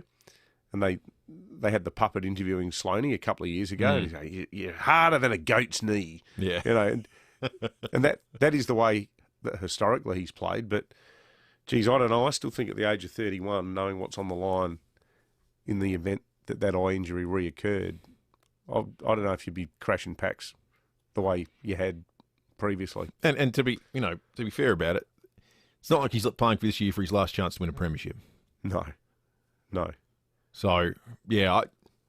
Or probably next year, if you're realistic. That's right. Remove the word probably there. It's a lot. It's a lot. Don't you think? It's putting a lot on the line. Yeah. With the nature of that injury. 26 after 7. All right, that's sport, thanks to North Point Toyota, Hillcrest Prospect and Port Augusta, where used vehicle stock is always changing. It is the North Point way. Did you know that the Reject Shop has your grocery essentials at Australia's cheapest prices? Including 500 gram Beyondy assorted pasta, only 50 cents each. For the cheapest snacks and groceries, it's got to be the Reject Shop, where we guarantee cheapest prices every day. For over 36 years, Steinborner certified cars has always exceeded expectations on value, service and selection, and that continues. That's why it's always well worth a trip to Steinborner certified cars in Gawler, Nuriutpa and Clare for great deals on new and demo Hyundai, Ford and Mitsubishis, plus SA's biggest and best range of used cars. Make the trip to one of Steinborner's 8 dealerships or view the whole range of cars now at steinborner.com.au and join the thousands who know. Steinborner certified cars. It's well worth the trip. At Coles, spend and save online this Mother's Day. Get $15 off when you spend $200 or more in one transaction. Enter the code 15 for Mum at the checkout. Shop online at coles.com.au. Coles, value the Australian way. T's and C's apply. If the thought of this as a job drives you crazy, you might want a job like this.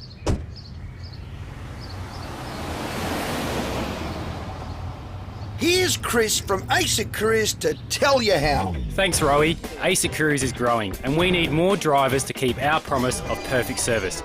So if you want a career that takes you places, get in touch with ASIC Careers. Don't send it, ace it.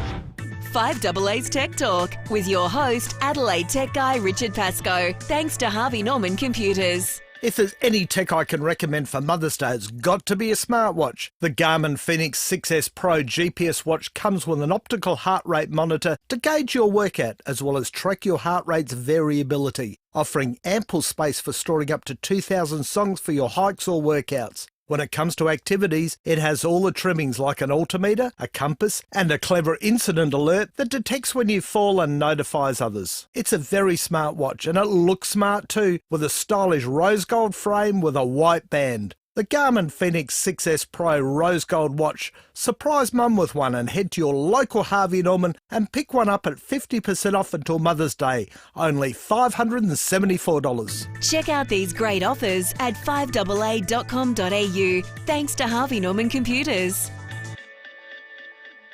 Hi, Bronte Manuel from Toop and Toop. The weather may be cooling down, but Adelaide property prices are hot. If you've been thinking of selling your home, now is the time. But it's not as simple as listing your house and watching the dollars flow in. A knowledgeable, hard-working agent can have a huge impact on the end result. The wrong one can literally cost you thousands. If you're thinking of selling and want to work with Australia's most awarded real estate agency, call Toop and Toop on 8362 8888 or go to toop.com.au. 5AA Breakfast is streaming live right now. To watch, simply head online to 5AA Facebook or search 5AA on YouTube. At Bob Jane T-Mart's, buy 3 get 1 free on Bridgestone, Copia and selected Dunlop passenger tyres. You're listening to 5AA Breakfast. David Penberthy and Will Goodings. 30 seconds away from 5AA News, and then Matt Abraham will join us. Text here from Jamie, who says that the new RA, which was only opened with great fanfare a few years ago, clearly isn't fit for purpose. Where's the accountability for the people who approved one of the most expensive buildings in the world, then on the day that it opened was proved to be insufficient, with the population now growing? Not a bad point. Another one here from Graham in Tennyson. Morning, guys. No doubt I would be considered a pseudo-alcoholic. I check into a certain hotel that overlooks West Lakes 7 days a week. That'd be the lakes he's talking about, wouldn't it? Nice spot to watch the sun go down there over the water. Certainly would. Yeah, not a bad spot. It says he was bumped into Charles Herringbone and Eleonora down there. A couple of West Lakes Royals that John Blake has caught up with a couple of times, I think. Yeah, right. 5AA News time. Matt Abraham in a moment. This is Adelaide's 5AA. Partly cloudy today and 22 with the 7:30 news. I'm Mel Usher. Trust Physio Extra. Norwood, Purie Street, Marion, Halla Cove, Seaford and Victor Harbour. PhysioExtra.com. An historic night in State Parliament with the Voluntary Assisted Dying Bill passing the upper house.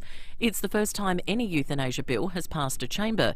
Spokesperson for Voluntary Assisted Dying SA, Lainey Anderson, says the vote happened shortly before midnight. Our sort of best hope was to get 13 votes, and in the end it was 14-7, which is fantastic.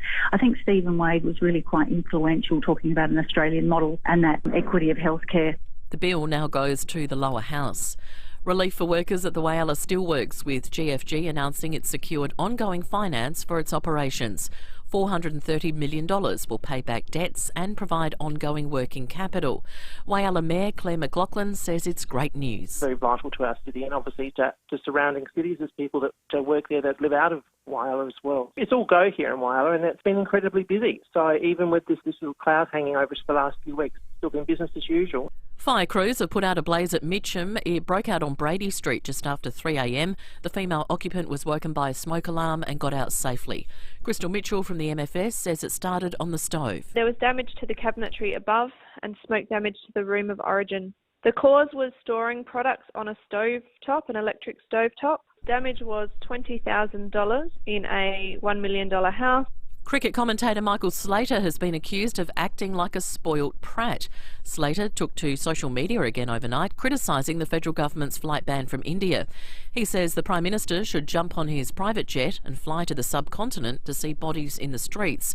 Senior Government Minister David Littleproud has told Today Mr Slater is being childish. He's acting like a spoilt prat, and he just needs to grow up and think about the big issues that are at play here and how we as a government are just trying to work through this as quickly as we can, but we've got to keep Australians safe first and foremost. There's been a COVID scare at the G7 meeting in London, which is being attended by Maurice Payne.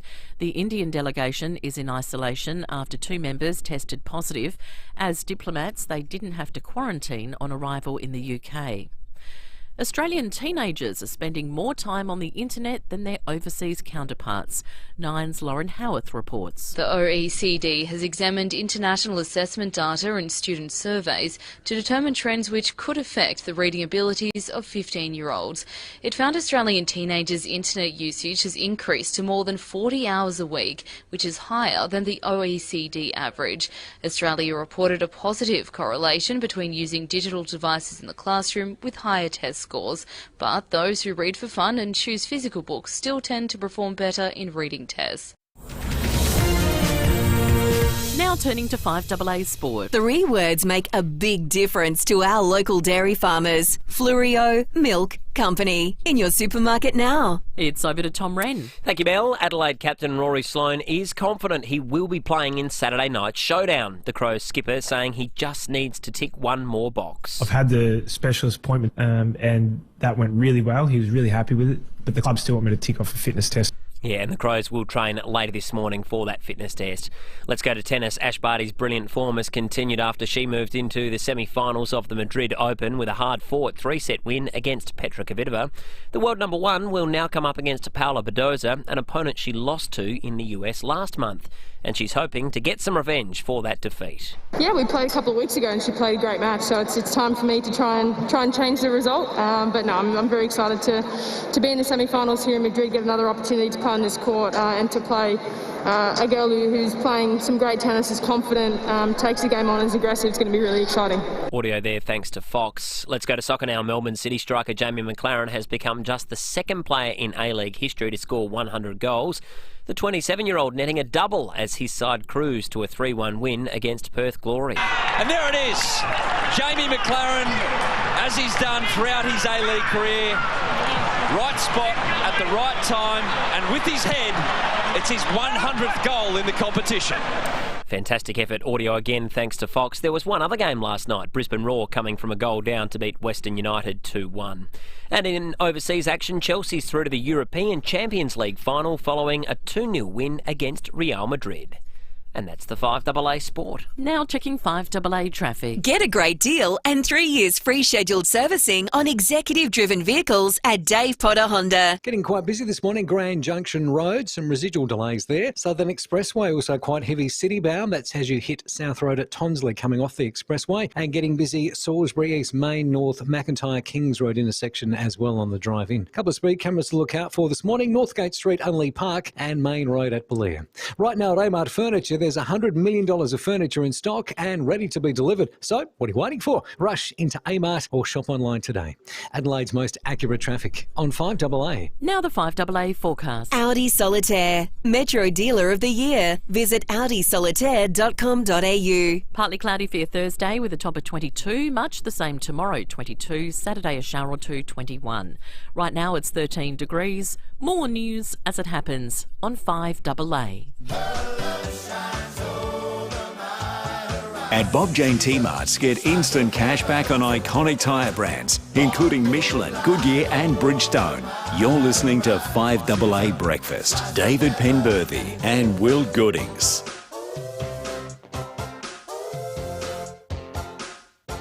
24 minutes to 8, live in the 5AA Breakfast studio. With us, it's Matt Abraham. Thanks to Mighty Helpful Mitre 10. Quality brands at great prices for your DIY needs. Interrupting as he was checking in live on the program, doing his duty by the QR code. Masters of the Universe. We got morning little to you, Matt. scanners right here. Will. Good morning, David. How are you, Matt? I couldn't find it. I've been saying for the last few weeks, why isn't there a QR code here at 5AA? Right in front of you. Yeah. Right there. I'll do that in a moment. How about that? I just checked my my last one. Where was that? Audi. Did you ever get into the Goslemes? The what? In the freezer section at Audi, those Turkish pizzas, frozen Turkish pizzas. No. Oh, they're very addictive. They're good. They're healthy. You go in for a frozen pizza and come out with a drone. Yeah. I went in the other day. Or a wallpaper sander. That's right. Or a lathe. I bought a $4 Turkish pizza and an air compressor for $399. Oh, I need one of them. Or a caravan cover. Even if you haven't What got is a caravan cover? And what about those triangular wedges of plastic to stop your caravan rolling down the hill? Very handy. If you're parked on a hill. Or if you own a caravan. If you own a caravan. You get one. Might come in handy. I could use that. I don't know, to hold a door open. Are the state government fighting a losing battle, do you think, on QR code compliance? I think they are, and I don't know what they can do about it.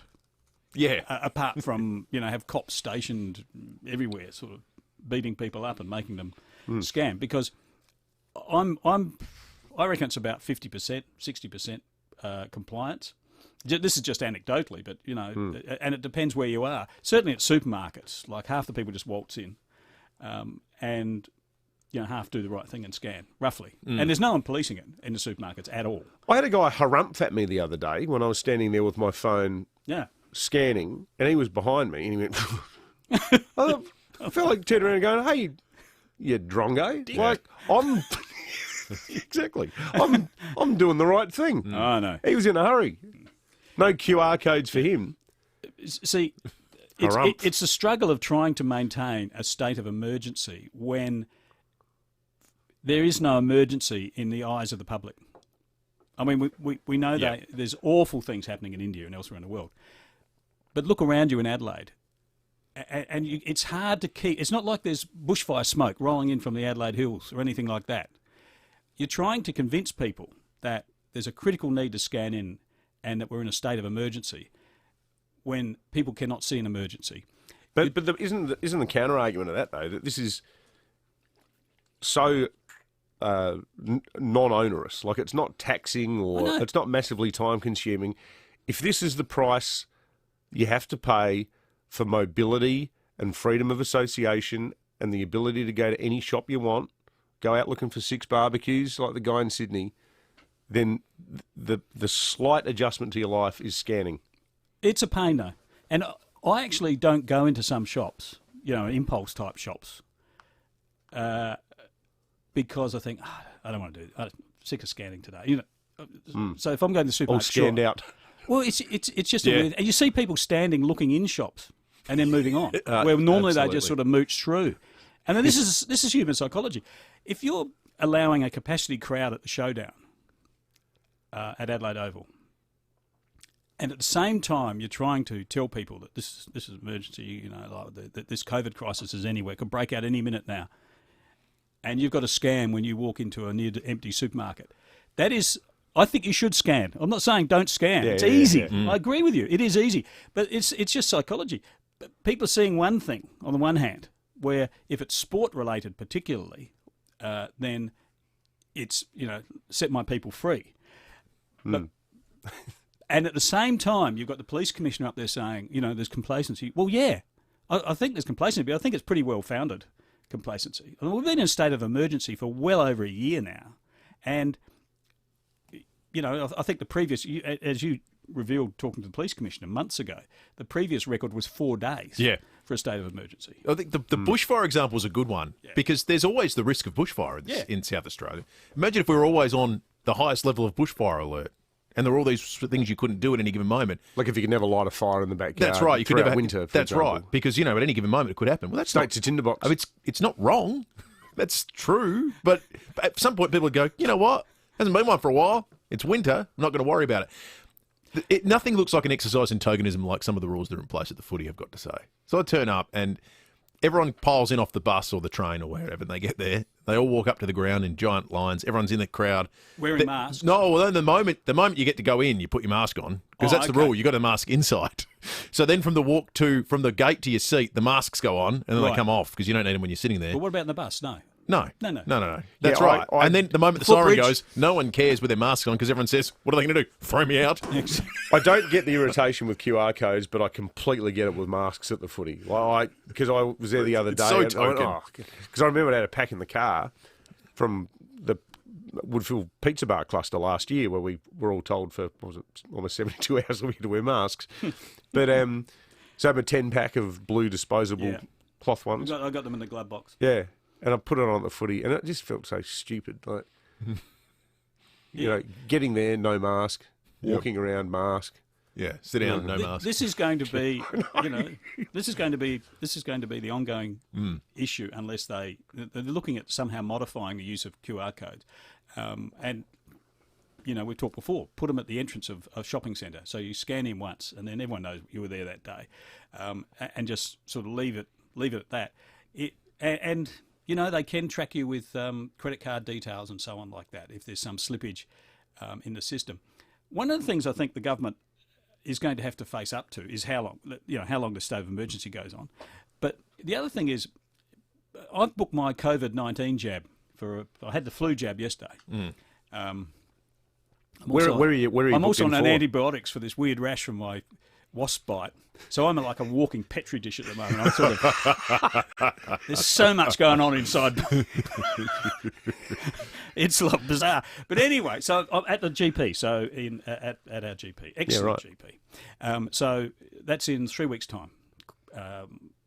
Right. So I'm booked in for the COVID jab, the AstraZeneca jab.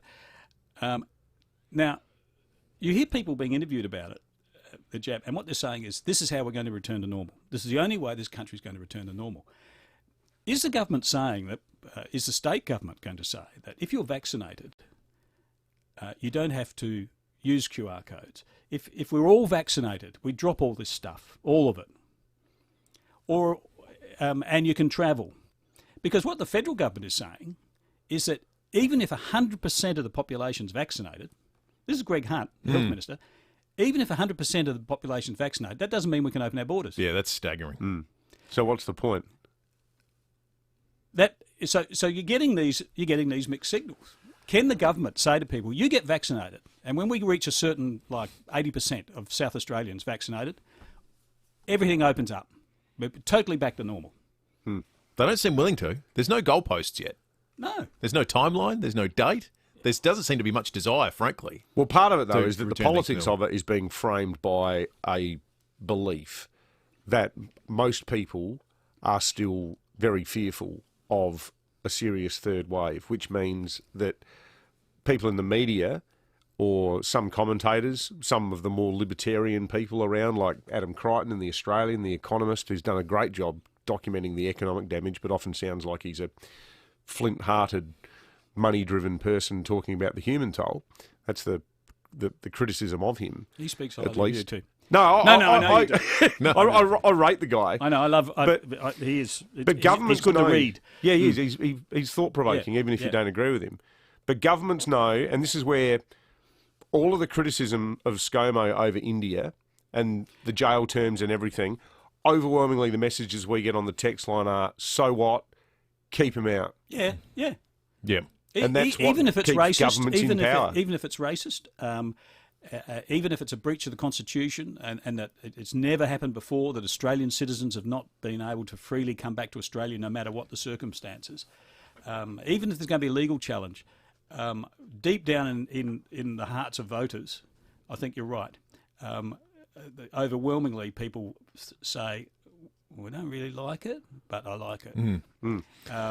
Because we're scared. Well, you even saw it at the state level, where there were for all the discussion about the way the borders were managed for border communities. Like, we talked about towns like Pinaroo and Bordertown being caught up in it, but there was still a view, because I spoke to some people living just over the border on the Victorian side, that some South Aussies went, well, Victoria's a basket case. So it might sound harsh, but even though some of these towns, there'd be no coronavirus cases ever. No. Yeah. But there was still a view within the community that we should keep them out. Even when you get down to places like York Peninsula on holidays, where people were from Adelaide were going there, people I've heard of this sort of secondhand, but people were not happy. The locals were not happy.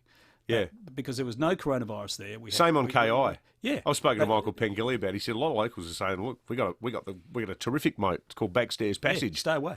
Yeah, they were not happy. You were not welcome. Even if you owned a holiday shack there and you were going to the holiday shack, it was like, nah. Yeah. Before we get to your spin of the week, Matt, just get your thoughts on what appears like it might be the conclusion of an industrial dispute between the state government and the Ambulance Association, with 74 extra ambulance officers, a reduction to 12-hour shifts.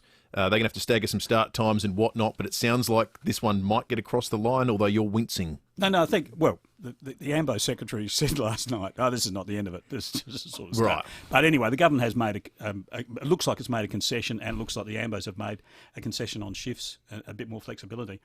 If you talk to people, for instance, I've got a friend who's a GP in Queensland, and you mentioned ramping. They don't know what you're talking. You have to explain what it means. They don't know what you're talking about. That people are having to ramp for 4 hours in an ambulance at a hospital. I don't know how widespread this is in other states, or where it's a unique. I reckon solution. it happens in Sydney a fair bit through congestion. Everything happens there through congestion. Sydney's it's a really big city, isn't it? Yeah, well, 5 times bigger than ours. Yeah.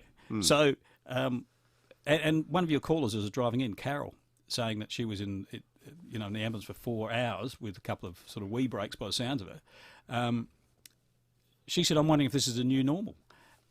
And you do wonder whether the problem is beyond the wit of SA Health's bureaucrats to fix. Well, Chris Picton sent me a text while we were chatting about it. He's the Shadow Health Minister, quoting Chris McGowan, the head of the Health Department in 2019. He says, in fact, listen, if you're going to have a heart attack, the best place to have it is in an ambulance outside a hospital because you're going to get care faster anywhere else in Australia. Said that's not something we're setting out to achieve. But, you know, there it is in black and white. No, that's right. That's been one of the guiding principles. The problem is, if it becomes a de facto ED, there's suddenly no ambulances to get to anyone. That's right. So and as you said, ambulances aren't like the ones you used to see on Heartbeat. No. Anymore with a canvas stretcher, you know, and a sort of little chair for mum to sit on. Take the man out of the ABC. You can't take the ABC out of the man. All right, let's rate some spin. Now, there has been an election in Tasmania. Now, unlike us, they have an electoral system called Hare Clark system. Now, nobody can understand Hare Clark. Wasn't it invented by the same guy who works out the required run rate when it starts raining at cricket? Well, I think so. New Zealand have the same system, I think. Yeah. There's another system which is even worse called DONT, D-H-O-N-D-T. Don't mention that, though, because that's crazy. But anyway, what it is, it's a bit like you have multi-member electorates. Okay, that's basically it. And so the Tasmanian Liberal leader, Peter Gutwein, he's pledged that if he can't form majority government, he'll resign. He says he's actually going to do that. So it was pretty stupid. So you'd think you'd get out of that somehow. But this is him. This is for mighty 10s, 10 out of 10. This is him on election night. What a night. And whilst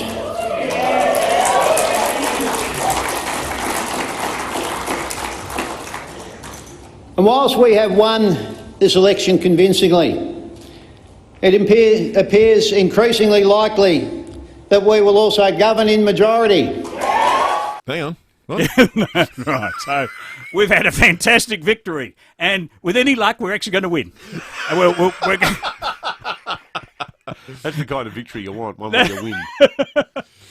So anyway, yes, he may or may not be able to form majority government. There's a possibility of a Labor, sort of weird Labor Greens independent coalition in Tasmania. A faint possibility, but there's still one seat hanging in the balance. So there you are. A stunning victory. What do you rate the spin? Oh, sorry, yes. Yeah. Yes. Come give it a number, Matt. I'm giving that 5. Sorry. Got carried away there. Listeners were all waiting. They're waiting for the shoe to drop. What's the number? Mighty helpful, 1 out of 10 quality brands at great prices for your DIY needs. Good on you, Matt. Thank you for that. Let's check traffic. Thanks to Dave Potter Honda. Get a great deal of 3 years free scheduled servicing and executive-driven vehicles right now. The freeway up track through Mount Osmond busy this morning. South Road at Anzac Highway also starting to build for the drive-in and quite congested. The Southern Expressway as you're heading city-bound and arriving at South Road near Tonsley. Leave early if you've got to head that way this morning. Some other roadworks to keep in mind. Virginia Port Wakefield Highway near Carmilla Road for the junction upgrade. And speed cameras this morning. Hub Drive, Aberfoyle Park, Main Road, Belair and Northgate Street at Unley Park. Our mums give us everything, so what to give them for Mother's Day? A Coles Group and Myer gift card. Choose from thousands of stores and millions of gifts available in-store and online. Adelaide's most accurate traffic on 5AA. Looking for a gorgeous gift this Mother's Day? FIVEaa Hamilton offers a beautiful, bright gift guide full of stunning pieces. If you can't decide between all the superb accessories and garments available, you can always grab one of their popular FIVEaa Hamilton gift cards. FIVEaa Hamilton take the guesswork out of Mother's Day. For a short time only, you will receive a free gift with purchase. T's and C's apply. So hurry into FIVEaa Hamilton to find the perfect Mother's Day gift. In-store, online or by mail order right now. The Hospital Research Foundation Home Lottery is here with a $3.4 million grand prize. You could be living the dream mortgage-free in a fully furnished Scott Salisbury home on the Esplanade at South Brighton. Plus, it comes with $1 million cash. With over 15,000 incredible prizes to win, you've got a 1 in 15 chance of winning. Join the fight for cures, better treatments and improved care by purchasing your ticket today at homelottery.com.au. Licence M13989. Changing your relationship with alcohol can be a challenging journey, but you don't have to travel alone. Download the Daybreak app and join an anonymous community on the same path as you. Give and receive support through shared tips, encouragement and motivation, and receive extra help with personalised assistance tailored to you. Discover your path to healthier habits by downloading the free Daybreak app today from the App Store or Google Play. Daybreak, a program by Hello Sunday Morning. It's the little things that make a big difference to your day, like a thank you email from a colleague or or a smile from a stranger on the train. And it can all start here with a healthy, delicious breakfast made with the goodness of Aussie-made FIVEaa milk. It's got 8 essential nutrients and vitamins to kickstart your morning and set you up for the day ahead. So start your day the positive way with FIVEaa. Get more at Mawson Lakes Volkswagen.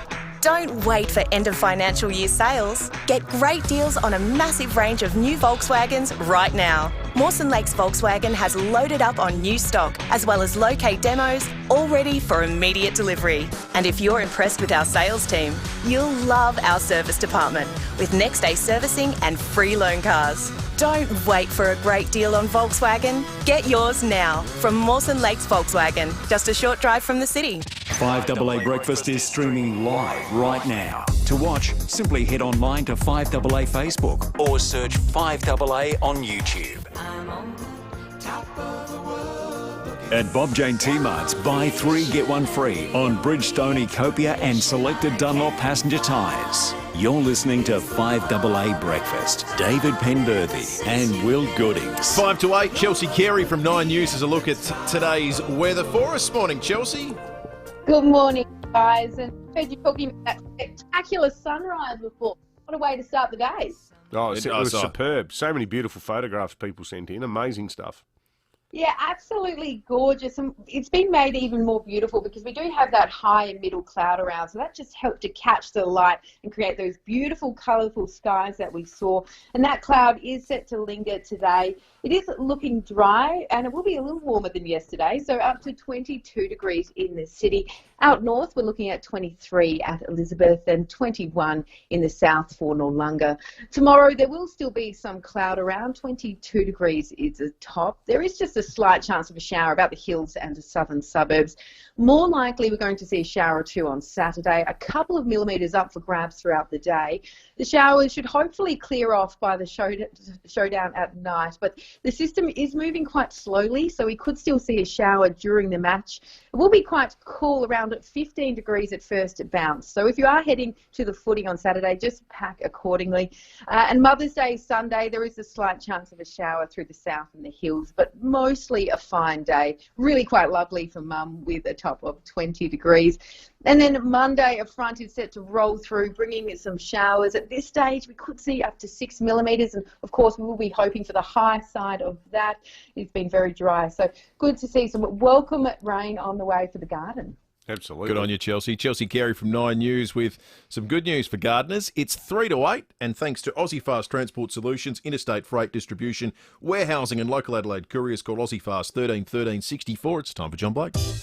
The Office of the Premier of South Australia, the Honourable Stephen Marshall. Yes, Julian. Morning, funny man. Like a cuppa? Yes, thanks. All right, I'll bring it in. Okay. Here we are, hard-working tea lady. Why am I funny, man?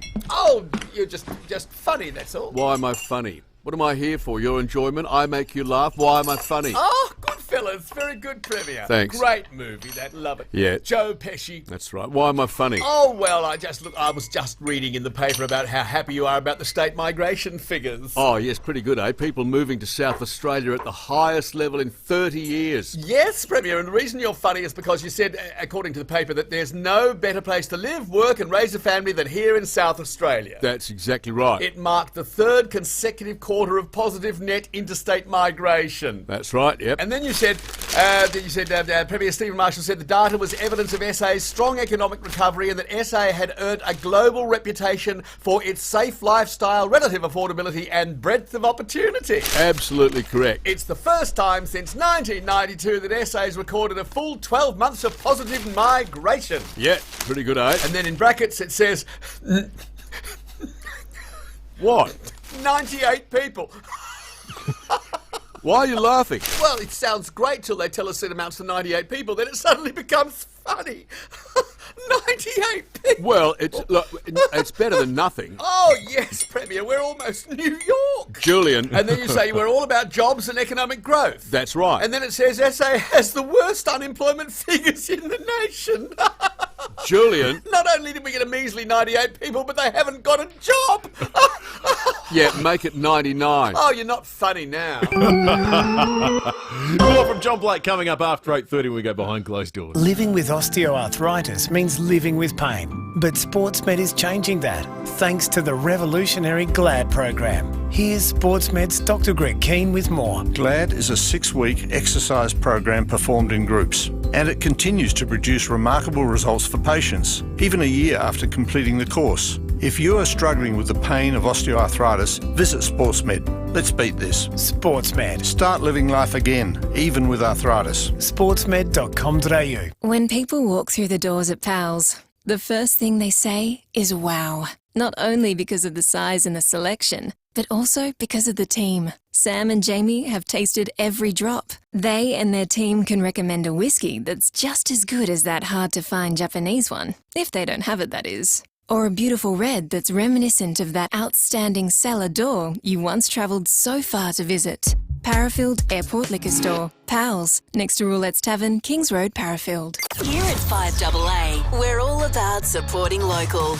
Looking for a job or starting your career? Don't miss the Careers and Employment Expo, Adelaide Showground this Friday and Saturday. Details at kjex.com.au. Hello, I'm Lynn Andrews. For over 50 years, we have specialised in commercial and residential property management. But above all, we specialise in people, helping to make life easy for property investors and the tenants of their properties. Everyone is treated with integrity and respect. That's the Lynn Andrews way. For commercial and residential property management, we are here to help. Visit lynnandrews.com.au. Elevate the everyday in the elegant Renault Koleos SUV. Available from just $32,990 drive away. Contact your local dealer today. Renault Koleos. Life less ordinary. Online, on DAB Digital Radio and on 1395 AM. Talking Adelaide. This is Adelaide's FIVEaa. Partly cloudy today and a top of 22 with the 8 o'clock news. I'm Mel Usher. Keep your body in shape with Physio Extra Clinical Pilates and group exercise classes. PhysioExtra.com. South Australia's upper house has passed the voluntary assisted dying bill in an historic vote. Kendall Brettig reports. The bill passed the upper house late last night after more than 6 hours of debate. 14 members voted for it and 7 against. The bill proposes access to assisted dying for people living in SA for at least a year who are 18 or older and diagnosed with an incurable disease, illness or medical condition which is expected to cause imminent death. Some amendments were approved, including safeguards ensuring doctors involved aren't family members of the patient and don't benefit in any way from their death. It's the first time in the state's history any euthanasia bill has passed a Chamber of Parliament. The proposed laws will now go to the lower house, where they'll be subject to further debate. If the bill passes, SA will become the 4th state to legalise euthanasia. A car truck smash at Waterloo Corner is under investigation. It happened on the north-south motorway just before 9 last night. The male driver of the car suffered serious injuries when his Holden went into the barriers and made contact with the semi-trailer, but his condition is not considered life-threatening. 2 females have been treated for minor injuries. The truckie wasn't hurt. A driver involved in a serious crash at Monarto South on Tuesday has been arrested. A Mazda sedan and Ford Ranger collided at the intersection of the Old Princess Highway and Shensha Road early afternoon. Major Crash has now charged the Victorian man in the dual-cab ute with causing serious injury by dangerous driving. He's been bailed to front court in July. Around 900 Australians are now considered vulnerable in India. The country has recorded more than 400,000 new COVID cases over the past 24 hours. Flights from India have been suspended until the 15th of May. Australia's High Commissioner to India, Barry O'Farrell, has told Today the ban is necessary. People here are keen to get home, particularly those 900 vulnerable. They look forward to flights resuming, hopefully in mid-May. And I'm hopeful that given that we had 8 Qantas repatriation flights affected by this pause, that we'll see those flights come to India and assist in reducing those numbers. Meantime, a charter flight will be organised to bring Australia's cricketers home from Sri Lanka or the Maldives once they're evacuated from India. India's coronavirus outbreak has spread to the G7 meeting in London, which is being attended by Australia's Foreign Minister Marise Payne. 2 members of the Indian delegation have tested positive. As diplomats, they didn't have to quarantine on arrival in the UK. British Prime Minister Boris Johnson says the situation is under control. As I understand it, what's happened is that the individuals concerned are all they're all isolating now, and I will be seeing the Indian Foreign Minister later on this afternoon, but that will be a Zoom exchange, I'm given to understand. And Donald Trump will not be returning to Facebook anytime soon after the social media network upheld its ban on the former US president. Now turning to 5AA's sport. Who loves South Australia as much as you do? Flurio Milk Company. South Australian and proud of it. And it's over to Tom Wren. Thank you, Mel. The Crows and Port Adelaide players will train today ahead of Showdown 49 on Saturday night. Around 50,000 will be allowed to attend the match, which is a Port home game. Crows defender Brodie Smith telling Rowie it will be an awesome atmosphere. Well, they do it very well. I've got to give them credit. But yeah, we'll get 50,000 boos when we run out. So we actually quite enjoy that and we get a good buzz from it. So looking forward to it.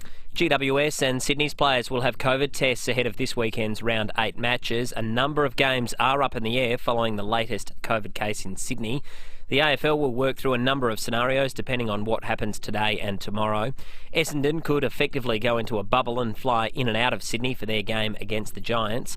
Meantime, Port Adelaide, Hawthorn, Essendon and Sydney will find out within days whether they can enter teams in the AFLW competition. Ash Barty's brilliant run on clay sees her reaching the semi-finals at the Madrid Open. She's beaten Petra Kvitova in 3 sets. And the good news continued on the men's side with fellow Aussie Alexei Popyrin recording a straight sets win against Yannick Sinner. 2 games in the A-League last night. Brisbane Roar jumping into the top 6 with a 2-1 win against Western United, while Melbourne City's now 6 points clear at the top of the table following a 3-1 win against Perth Glory.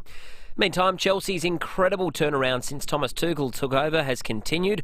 The Blues recording a 2-0 win against Real Madrid to advance to the European Champions League final. And round 9 of the NRL gets underway tonight with South Sydney up against the Melbourne Storm. And that's the 5AA Sport. Now checking 5AA traffic. Get a great deal and 3 years free scheduled servicing on executive-driven vehicles at Dave Potter Honda. Quite busy in a few spots on the drive-in. Main North Road at Kings Road this morning for works. Bridge Road inbound to Grand Junction Road. Slow going Cross Road at Goodwood Road this morning. And sluggish at Port Wakefield Road at Salisbury Highway. A few speed cameras to look out for today. Dawes Road, Melrose Park and Hub Drive at Aberfoyle Park. Have you heard of Amplifon? They're the hearing care professionals. Book your free hearing test today with an Amplifon hearing care professional near you. Call 13MyEars or visit amplifon.com.au. Adelaide's most accurate traffic on 5AA. Now the 5AA forecast. Audi Solitaire, Metro Dealer of the Year. Visit audisolitaire.com.au. Heading for a top of 22 today and partly cloudy, much the same tomorrow. Saturday a shower or 2, 21. Right now it's 14 degrees. More news as it happens on 5AA. In the last hour on Adelaide's 5AA. 8223 is the number. What would your contact tracing history reveal about you? Dave in Alberton. Well, good morning, and hopefully Mrs. Dave from Alberton is not listening to this, but I can confirm I only go to the pub once a week and my QR check-ins are lies. Live in the 5AA Breakfast studio with us, it's Matt Abraham. This is human psychology. If you're allowing a capacity crowd at the showdown, and at the same time you're trying to tell people that this is an emergency, you know, like that this COVID crisis is anywhere, could break out any minute now, and you've got a scam when you walk into a near empty supermarket. That is, I think you should scam. I'm not saying don't scam. It's easy. I agree with you. It is easy, but it's just psychology. People are seeing one thing on the one hand, it's, you know, set my people free. And at the same time, you've got the police commissioner up there saying, you know, there's complacency. Well, yeah, I think there's complacency, but I think it's pretty well founded complacency. And we've been in a state of emergency for well over a year now. You're listening to 5AA Breakfast. David Penberthy and Will Goodings. 8 minutes after 8, Rosie Batty appears on the front page of the Advertiser this morning. She'll appear in the 5AA Breakfast studio with former Premier Jay Weatherill after 8:30 today to talk about universal access to early childhood education. That's coming up. Also, the Liberal Senator for New South Wales, Andrew Bragg, will be in the studio as well. He is also in town launching a new book. He's outlining his plan to put the question of a voice to Parliament to a referendum to the people of Australia. We'll be in to explain that concept to us in a few moments' time as well. We'll get to him, but that will come immediately after breaking at 8. Well, it is looking eminently possible that South Australia could have new voluntary assisted dying laws in place within days. Now, last night, by a very, very wide and comfortable margin, the bill cleared its first hurdle, which was passing the Legislative Council. We've spoken this morning to Premier Stephen Marshall, who is going to change the parliamentary schedule so that this bill can now be debated as a matter of some urgency. This is the statement that we've received from the Premier, who is enabling the debate to occur now very swiftly in the lower house. The Premier has told us the voluntary assisted dying legislation currently before Parliament is an emotional issue for the South Australian community. As the leader of this state, I take my responsibility to have such legislation promptly resolved by the Parliament, one way or the other, and seriously. This is an important issue, and I do not want its consideration to be unduly delayed through parliamentary processes. That is why I have decided to progress debate on this legislation immediately. The community expects Parliament to act swiftly and decisively on issues that impact them, and that is why I am allocating government business time to debate the legislation now that it has passed the upper house. Then he says about his own views, bearing in mind that this is a conscience vote, and the Premier says he remains respectful of his colleagues' right to vote accordingly. But he says, while I personally don't believe I would use voluntary assisted dying laws for myself, I do not believe I should stop others from having that choice, which is why I will be supporting the bill. So there you have total clarity around the Premier's personal position in support of this legislation, but also bearing in mind Parliament's currently sitting, and it's sitting again next week. So it's highly likely, and with the yes case looking strong in numerical terms on the floor, it's highly likely that South Australia will adopt euthanasia laws within a week. Confirming his position of 2016, in which he voted in favour of the legislation that was put up then as well. We had another little breaking at 8, which can actually be told very briefly. The homeless sector in South Australia is tearing itself apart right now. A board member at the Hutt Street Centre has quit in apparent disgust. Better be careful what I say here. At some things that have happened, apparently, in relation to how the tender process was managed.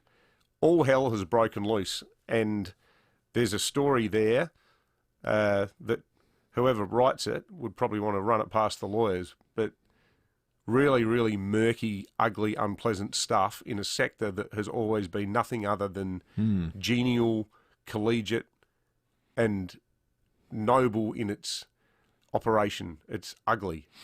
We're expecting to have the responsible minister, Michelle Lenzik, on the program tomorrow morning, so make sure you tune into that after 8 o'clock, and we'll be putting questions to her about the entire tender process and the resolution that came about as well. Let's check traffic thanks to Dave Potter. Get a great deal in 3 years free scheduled servicing on executive-driven vehicles at Dave Potter Honda. Traffic starting to build for the drive-in at South Road at Richmond Road, Port Wakefield Road at Salisbury Highway also getting busy, and Main North Road at Kings Road starting to build. Freeway up track, we're seeing delays there. That's through Mount Osmond. The middle lane is closed and speeds reduced both ways. And speed cameras, Main Road, Belair and Phillip Highway at Elizabeth South. Treat your mum this Mother's Day with Nespresso's Cafe-style coffee. Save up to $100 when you purchase an Espresso Virtuo coffee machine. Exceptions and T's and C's apply. Nespresso. What else? Adelaide's most accurate traffic on 5AA. Leon Biner. The Marshall government still has calls out for nurses to take redundancy packages. Can you believe that? Despite the crisis, 120 nurses have been made redundant over the past 2 years with their positions abolished. 9 till 12 weekdays. Yet, Mr Marshall is still prioritising a new arena for $700 million, despite the health crisis. SSA as Leon Biner. SSA as AA. Hello, I'm Lynn Andrews. At Lynn Andrews Real Estate, we've seen a lot of change in the property market over the last 50 years. But one thing remains constant: our passion to help people invest in the future, to build strong property portfolios in commercial and residential real estate. Our commitment to property investment over the years means we have a wealth of knowledge to share with you. We are here to help. Visit lynandrews.com.au. Looking for a gorgeous gift this Mother's Day? FIVEaa Hamilton offers a beautiful, bright gift guide full of stunning pieces. If you can't decide between all the superb accessories and garments available, you can always grab one of their popular FIVEaa Hamilton gift cards. FIVEaa Hamilton take the guesswork out of Mother's Day. For a short time only, you will receive a free gift with purchase.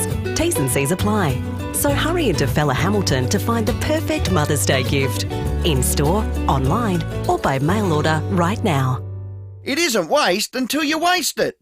That's the catch cry from an amazing company called Eco Waste Solutions. Eco Waste Solutions is a hard waste recycling facility, not a dump, located at Williston. They'll take everything except hazardous waste and food scraps. They'll take your waste bricks, your mattresses, tyres, soil, timber, steel, concrete and more. Plus, if you pre-sort your load, you receive a 50% discount on disposal fees. Google Eco Waste Solutions Williston for more. Changing your relationship with alcohol can be a challenging journey, but you don't have to travel alone. Download the Daybreak app and join an anonymous community on the same path as you. Give and receive support through shared tips, encouragement and motivation, and receive extra help with personalised assistance tailored to you. Discover your path to healthier habits by downloading the free Daybreak app today from the App Store or Google Play. Daybreak, a program by Hello Sunday Morning. Montine, everybody's talking about Montine. And everybody's talking about the three massive vehicle brands at two impressive locations. Take a test drive today. Kia, Hyundai and Ford. Hi, Miles Fitzner here. Dealer principals James and Adrian ensure you receive a family-orientated experience. With over 200 vehicles for immediate delivery and awesome deals, everybody's talking about Montine. Two impressive locations, Cheltenham and Mount Barker. So remember, everybody's talking about Montine. MBD 182170. 9 News, weeknights at 5, nightly at 6. The switch is on to the news that's live and local. 9 News, made in Adelaide. At Bob Jane T-Marts, get instant cash back on iconic tyre brands, including Michelin, Goodyear and Bridgestone. You're listening to 5AA Breakfast. David Penberthy and Will Goodings. 16 minutes after 8, joined in the 5AA Breakfast studio by New South Wales Senator Andrew Bragg, who's in town. He came wielding it, in fact, launching his new book. He's getting some help from South Australian Premier Stephen Marshall. Senator, good morning to you. G'day, how are you? We're good, thanks, Senator. So I've read this book and I wrote a piece about it for last Saturday's Australian. I think you've done a whole bunch of interesting things here. One is being a Liberal Member of Parliament. You've tried to sort of reclaim the Liberal Party's heritage of reform and advocacy for Indigenous causes. But to the specific issue of having a constitutionally enshrined Indigenous voice to Parliament, that idea was sort of shot down by its critics a few years ago, where they said, if we have this body, potentially or probably an elected body of Indigenous leaders who are there to advise the Parliament, does that in some way compete with the Parliament? Does it become, to use the term coined by the critics, a third chamber? Well, I think when the Uluru Statement came out 4 years ago, almost to the day, the government then said it was a third chamber, and I think that was wrong and it was mishandled. I mean, the whole idea of a voice is engaging with the people you're making laws for and listening to them and building that into your process. Now, don't forget, the only Australians that have laws made for them based on their race are Indigenous people. There are 18 separate laws in Canberra that we make for Aboriginal people. So I think we should be looking to listen to them as we make those laws. So how would it actually work? Because I know that South Australia seems to be, of all the states, the farthest down the track with this. They're looking at the moment, potentially even later this year, setting up an Indigenous voice to the South Australian Parliament. How would it actually work, and how would it not mean that body could exert influence over the Parliament itself? Well, I've set out in the book an agenda for doing this, and that is putting a minimalist constitutional amendment up, which would put an obligation on the federal government to consult with Indigenous people when it makes special laws. And then you would legislate that voice, and that would remain under Parliament's control. So you would maintain parliamentary supremacy, but you would put an obligation on the Australian government to consult with Indigenous people, which after all, don't forget, we've had the Constitution in operation for almost 115 years, and there's no mention of the 60,000-year history of this continent in terms of its Indigenous heritage. So how is the sort of or area of law defined under this model that you're imagining? Does it go to things that are just simply specific to, let's say there was a bit of legislation that affected entirely the APY lands. That was it. That was the entirety of the impact of the legislation. Or does it mean if there's changes to something like welfare policy, which there's going to be an Indigenous perspective on, that would be sent to them as well? So it was a wide-ranging change to something like unemployment benefits or something like that. Well, I think the Parliament could do worse things than get as much feedback from the community as possible. And so where you make special laws, like in relation to native title, land rights, heritage protection, Aboriginal corporations, you would definitely seek the advice of the voice, which, by the way, is non-binding. It doesn't bind anyone. So the government of the day doesn't have to go, well, No. we've been told by the voice to do this. So I think this is quite a minimalist solution that's been put forward by the Indigenous community.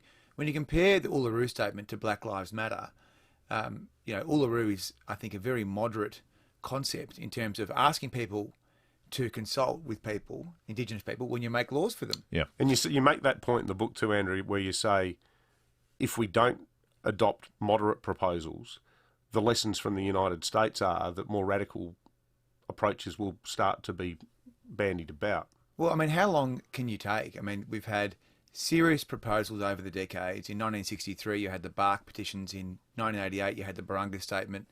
In 2017, you have the Uluru Statement. We've been talking about constitutional recognition since 2007, when John Howard put it on the map. Tony Abbott said we should complete our constitution. I'm 36 years old. My whole life, we've pretty much talked about these concepts of reconciliation and recognition. But what have we delivered? What would the referendum question be? The referendum question would be, will you put in place an obligation on the Commonwealth to consult with Indigenous people? Is one of the biggest hurdles not the claim that it's a third chamber, but what seems to be a reasonably entrenched view in white Australia that there is a problem of self-reliance and self-determination for Indigenous communities, and that some people, and we've heard this recently with some of the discussion around the dysfunction that exists in the APY lands, there's a sort of sort your own problems out, get your own house in order approach that a lot of people take on these issues. Well, that's what the Indigenous communities are looking for. I've travelled across the length and breadth of my state, which is a big state like South Australia, and when you meet with remote communities, they're looking for more control, more agency, so they can help solve their own problems. So I think we want to try and enable communities, bottom up, to make their own judgments about service delivery and the like. But this is no substitute for the Closing the Gap agenda, which is about education attainment and economic participation. Which is what Scott Morrison says in the foreword to the book too, that for too long, things have gone wrong in the Indigenous community because it's been Parliament telling them what they should do as opposed to Parliament's listening to them and hearing from them about, other ways of solving the challenges. Yeah, so I think if we reject this statement, if we reject the Uluru Statement and we don't deliver on that, then we would have rejected 3 statements over the decades where Indigenous people have said, we want to be part of modern Australia, we want to be in the Constitution. As a patriot, I think that's a pretty good message. It's funny, as you speak, it sounds less like another chamber of Parliament and perhaps more like a more progressive concept of another electorate or electoral division. And it's representing a group of people that otherwise aren't heard from. Well, it's effectively saying if you make special laws, you have to have a special system in order to make sure those laws are doing the right thing. Now, even one nation would accept the need for special laws. No one is saying that Australia shouldn't have native title. No one is saying Australia shouldn't have land rights.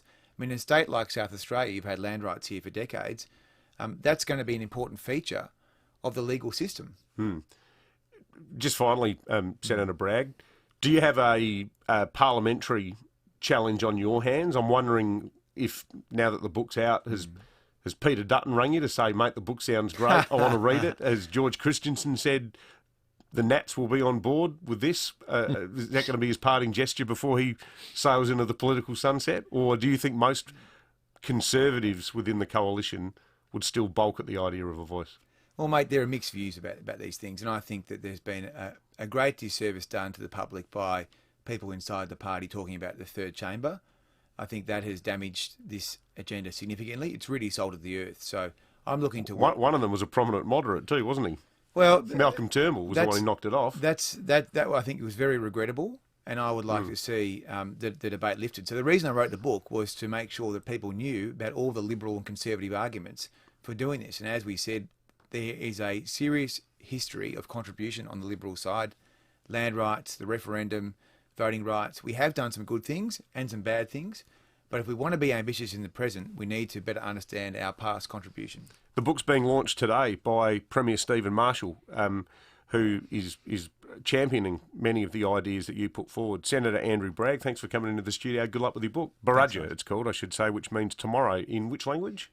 The Darugha language of the Yuin people of the south coast of New South Wales. So Bateman's Bay way. Yeah, Maria. Yeah, beautiful part of town. 25 minutes after 8. Get a Nissan Qashqai with Apple CarPlay and a standard 5-year warranty. Plus, when you finance with Nissan Future Value, receive up to 3 years free service. Only at Nissan. T's and C's apply. Approved applicants only. If you want to build a new home, something that reflects you and your lifestyle, speak with Beechwood Homes. And just so you know, they won't try and sell you a house plan. In fact, there's no house plans until you tell them what you want. So go for it. Start thinking of all the possibilities or get in touch with Beechwood Homes for a few thought starters. Life's good. It's even better in a Beechwood home. For inspiration, visit the stunning Beechwood Homes display home in Blackwood Park. Mother's Day is this Sunday, and if you haven't got a gift for Mum yet, then your local Mitre 10 has got you covered. I tell you what, Mitre 10, gift-wise, I know just from going to the one on Unling Road, there so many choices and absolutely perfect for Mother's Day. How about this? A 2-shelf corner plant stand, only $79. The perfect item for Mum to show off her beautiful plants, or for the mum who loves spending her time keeping the garden looking shipshape.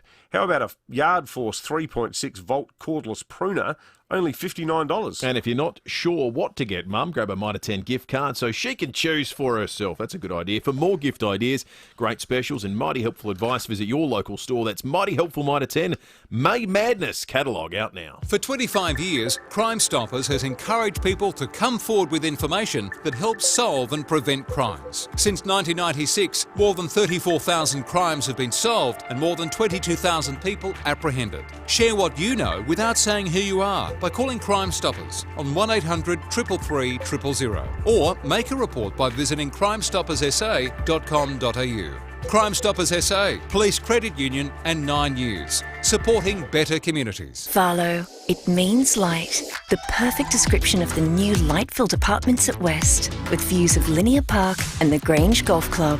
Cycle or stroll Linear Park, play a round of golf, paddle on the lake, grab a coffee on Charles Street or hit the beach. Whether you're staying in or going out, Varlo at West has it all. But you better be quick. Over 50% have already been sold. Don't miss out. Bring your dreams to light at Varlo. Visit varlowest.com.au. Hi, I'm Sam Martin from Goldsborough Financial Services. In times of uncertainty, it's important to know who to trust. Getting the right advice before making any major changes and having a clear understanding of your investments is paramount.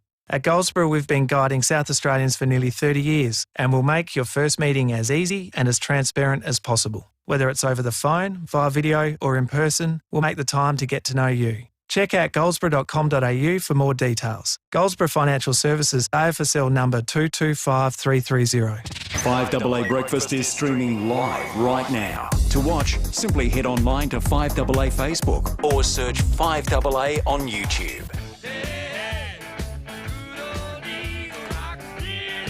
At Bob Jane T-Mart's, buy 3 get 1 free on Bridgestone, Copia and selected Dunlop passenger tyres. You're listening to 5AA Breakfast. David Penberthy and Will Goodings. Well, 28 minutes after 8. The Adelaide Cabaret Festival is back for 2021. It runs from the 11th to the 26th of June at the Adelaide Festival Centre. Book your tickets now. Visit adelaidecabaretfestival.com.au. If you watched Channel 7 News last night, you'll note there was a feature show. If you can tell us what it is right now on 8223 0055, you'll win 2 tickets to it and overnight accommodation at the Intercontinental Hotel. That is what we'll do in just a moment. First, we'll check Fuel Watch, thanks to Dave Potter Honda. Now, the fuel situation is this. In the mid-$20s, if you're in the Salisbury, Greenfields, Para Hills sorts of areas. If you're in the Adelaide Hills, it'll be about $1.22 in Littlehampton and Mount Barker. How about this, though? In Harndorf, I don't know what the good people of Harndorf did wrong, $1.58. Sterling, whatever Harndorf did, you did worse. It's $1.62 there. So worth driving around or waiting to get to the plains. The BP OTR in St Mary's on South Road is $1.25. The OTR on the corner of Rosetta Street and Port Road's $1.23 and $1.38 at both the Coles Express and the BP on St Bernard's Road in Hectorville. I would say that given the amount of time that Hills residents currently spend idling on the southeastern freeway, a 40 cent a litre differential between petrol prices is pretty significant. Because the best way to burn through the juice is to just sit there, motionless in traffic. And as every Hills listener would attest, there's been far too much of that going on over the last month or so. Coming up to 8:30, 5AA News is on the way. We'll give away those cabaret tickets in just a moment. We'll also be joined by Rosie Batty and former Premier of South Australia, Jay Weatherill.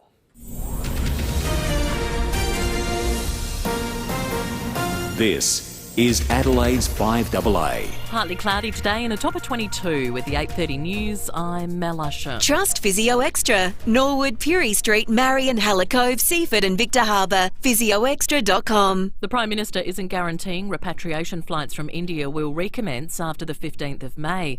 Flights have been suspended as the country tackles millions of COVID cases. Around 900 Australians are considered vulnerable. Cricketers and cricket staff are also caught up in the crisis.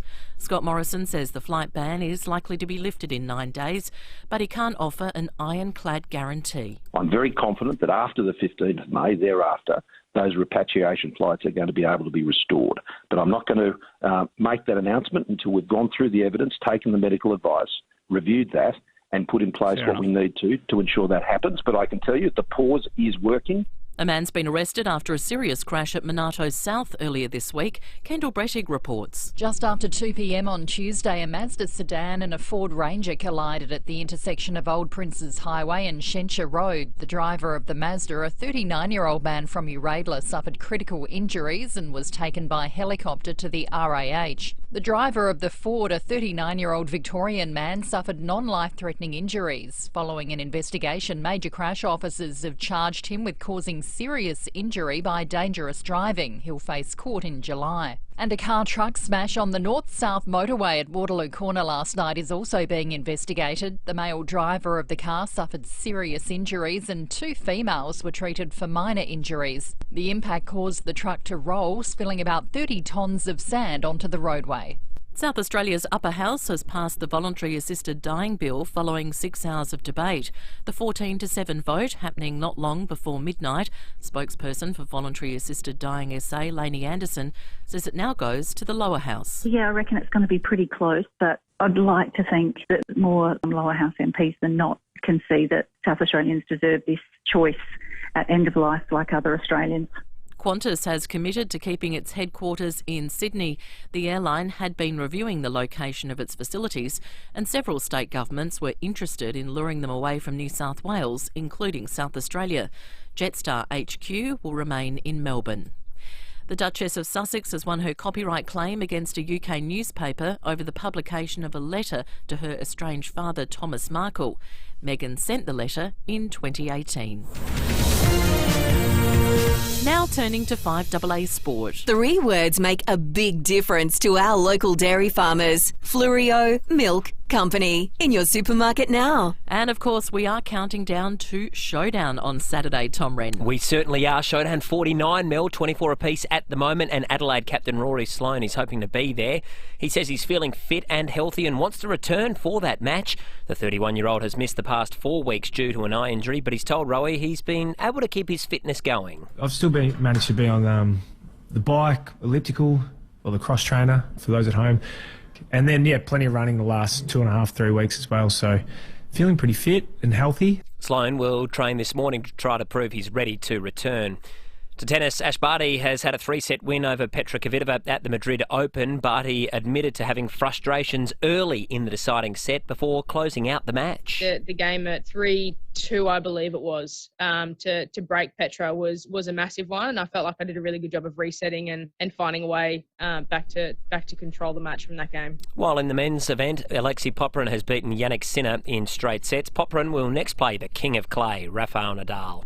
Chelsea has booked its place in the Champions League final, beating Real Madrid 2-0 in the second leg of their semi-final for a 3-1 aggregate victory.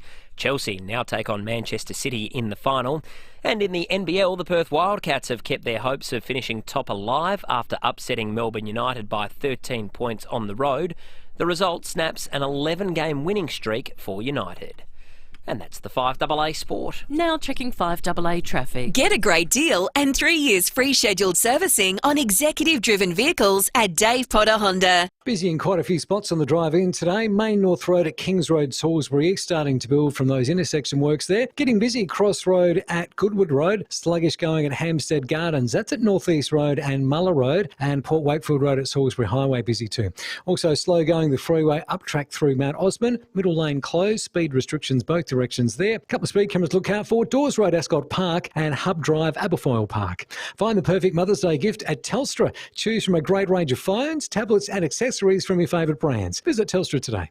Adelaide's most accurate traffic on 5AA. Now the 5AA forecast. Audi Solitaire, Metro Dealer of the Year. Visit audisolitaire.com.au. Heading for a top of 22 today and partly cloudy. Much the same tomorrow, 22. Then Saturday, a shower or two, 21 degrees. Right now it's 15. More news as it happens on 5AA. Welcome to the Hotel California. At Bob Jane T-Marts, get instant cash back on iconic tyre brands, including Michelin, Goodyear and Bridgestone. You're listening to 5AA Breakfast. David Penberthy and Will Goodings. 24 minutes to the night. If you're watching along on the 5AA Facebook live stream, you'll note we've got a full house in the studio this morning for a good reason too. Rosie Batty, former Australian of the Year and domestic violence campaigner, is in Adelaide to discuss reforms to the early childhood system at an event in UniSA tonight. Former Premier Jay Weatherill, I've got to be careful not to say it and sound like John Blake, is with us in the studio as well. Brad Chilcott, someone who's spoken to him many times on the show. I won't say good morning to all of you because it'll just be a cacophony of noise, but good morning to all of you. Just please don't respond. Let's start with you, Rosie. The first time we've been in the studio with us on 5AA Breakfast. Great to have you in town. Talk to us a little bit about the importance of this event tonight and what the message that you want to convey to people is. Look, I think it's always an important message when we're talking about children, education, giving children the best start in life because it's going to set them up for the rest of their life. And also I think it's always timely to recognise and acknowledge the different, how we can do something individually, collectively about family violence. It's not an issue that's gone away any time that I've been talking about it, and that's the last 7 years. We're very aware, and I am too, of tragic situations that have occurred in Adelaide, elsewhere around Australia as well. And I think we constantly need to look at what can we do and where can we not just look at how to help people experiencing family violence, but how do we look at stopping it before it starts, and what does that look like? And this remains areas that we're still having to evaluate and look at, and everyday people all want to look at, well, what can we do? What part can we play? Because this is one woman a week being murdered, and children is undeniably unacceptable within the communities we all live in. And so I think this is another opportunity to examine the part that early childhood and that particular area can play in this situation. I was talking to my wife about this, Rosie, and about particularly the role of the media, but also how sentiments exist and develop and are harnessed in the broader community. And thinking back, in the 30 years I've been a journo, I've seen campaigns for better P-plate laws. I've seen campaigns for the introduction of shark netting.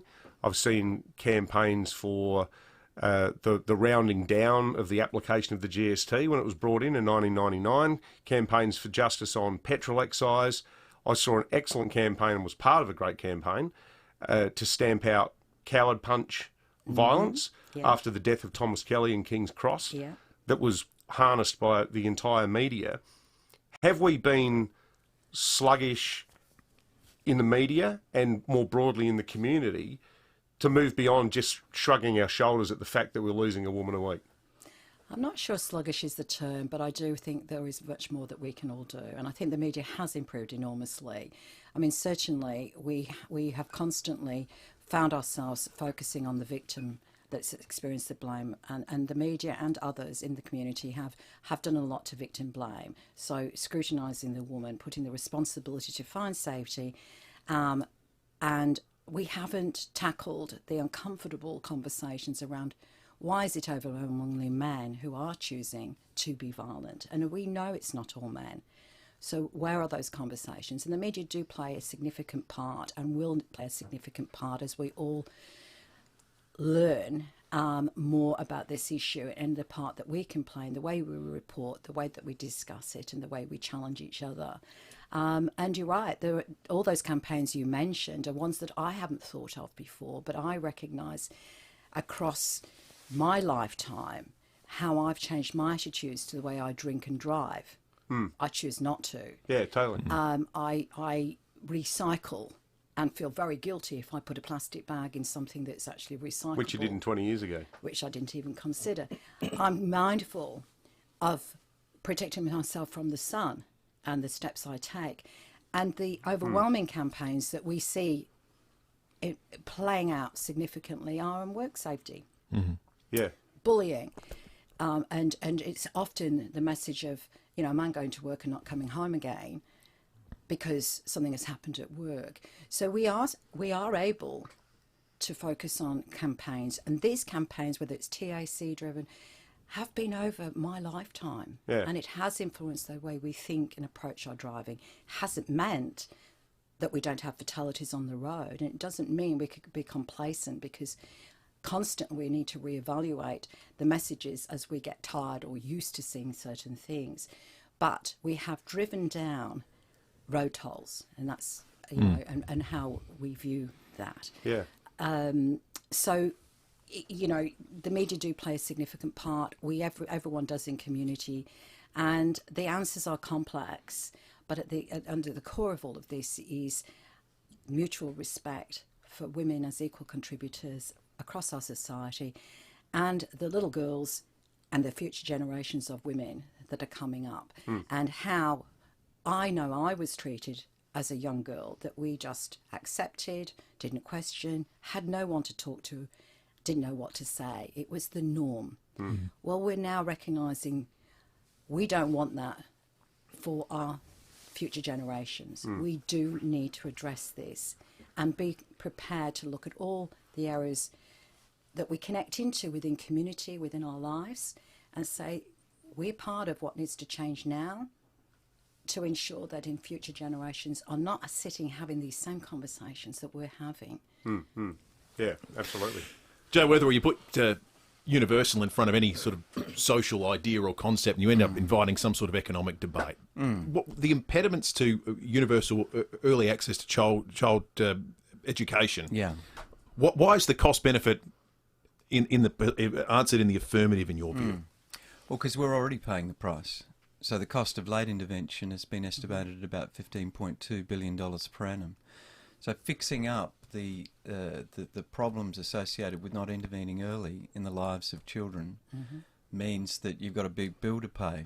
And that bill isn't just a financial one, it's a social one. So it's much harder to remedy developmental delays when a child is at school than it is to actually fix them up in the first 5 years. So, and then there's the really big payoff is what it does to the general level of capability of our citizens. Like, say, if you invest in the early years, what you're doing is you're building babies' brains so that they're more capable. And if you times that across, 22 million, 24 million people, you've got basically, a more capable, healthier, happier group of citizens, and you can't measure almost the size of that benefit for the country. So when do it start? And it sounds like you're talking about a framework that would be something that the federal government would sponsor, wouldn't be state by state? Well, there's a complex relationship between the Commonwealth and the states because they're all involved in the first 5 years. You've got the states doing infant maternal health, they do a bit of preschool, and then in the middle there's this sort of childcare thing which the Commonwealth does. So they both need to get their act together, and that's why one of our big asks is to put it on the national cabinet agenda so they can have a big conversation. But yeah, our first ask is really of the Commonwealth to fix up the childcare bit because that's in need of reform. And Brad, the reason you're here is having taken over last year as the national head of White Ribbon, you've enlisted these two people to help come up with a bit of a path forward for how the organisation is going to deal with the question of domestic violence. Yeah, we're today announcing Jay and Rosie as the co-chairs of our new advisory panel, as you mentioned. But we're also here to support this campaign for universal early childhood, high-quality education and learning. But the reason for that is that we know that gender inequality and harmful gender stereotypes create the space for this epidemic of men's violence that we're seeing in our society. And we know that between the ages of 0 and 4, children's brains are being formed, their understanding of gender and sexuality, the way they understand healthy relationships. And so if we can create a high-quality early learning system that undermines those harmful stereotypes, that sets new normal in the way that men and women relate to each other, if we can see them, if they can see for those 4 years healthy relationships being modelled, then we can prevent men's violence against women. Good stuff. Just finally, Premier Jay, how'd you get out of Western Australia? I thought the borders were still shut. No, you let us in for briefly. You might not get back. I don't know what the listeners think of that. 50 be in favour, 50% to be against. But do you miss Adelaide? I do. I miss the people mainly, and of course miss all my old haunts, like going down to Lucia's and getting my little. They got any restaurants or coffee shops in Perth? They do. To be fair, the restaurants here are just a tad. They got the edge on the Perth restaurants. There's no doubt about that. And culturally, this is still got the edge on Perth. But clearly none of you have been to Melbourne. Hang on. You were going all right until then, Rosie. Hey,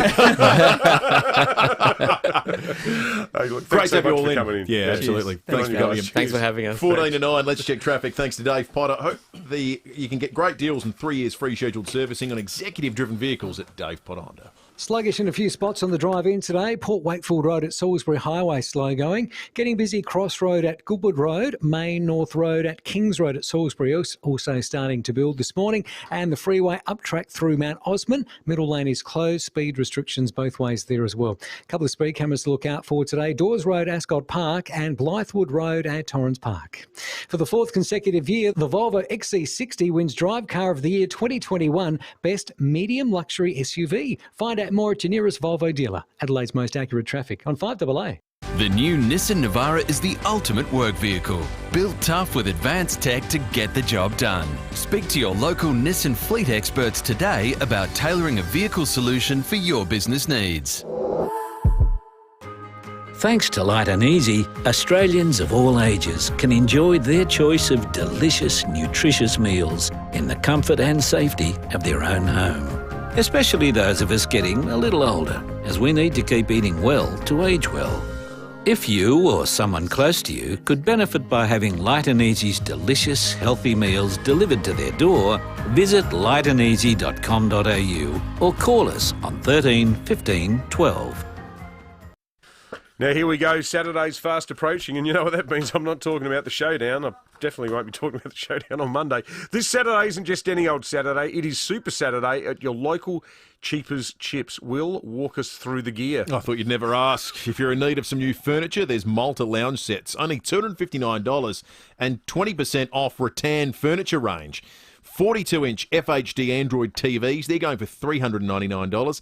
Perfect to make some snacks while vegging out in front of you, telly. Air fryers, they're only $119. And they say summer bodies are made in winter. Well, get a head start with a magnetic elliptical cross trainer, just $199.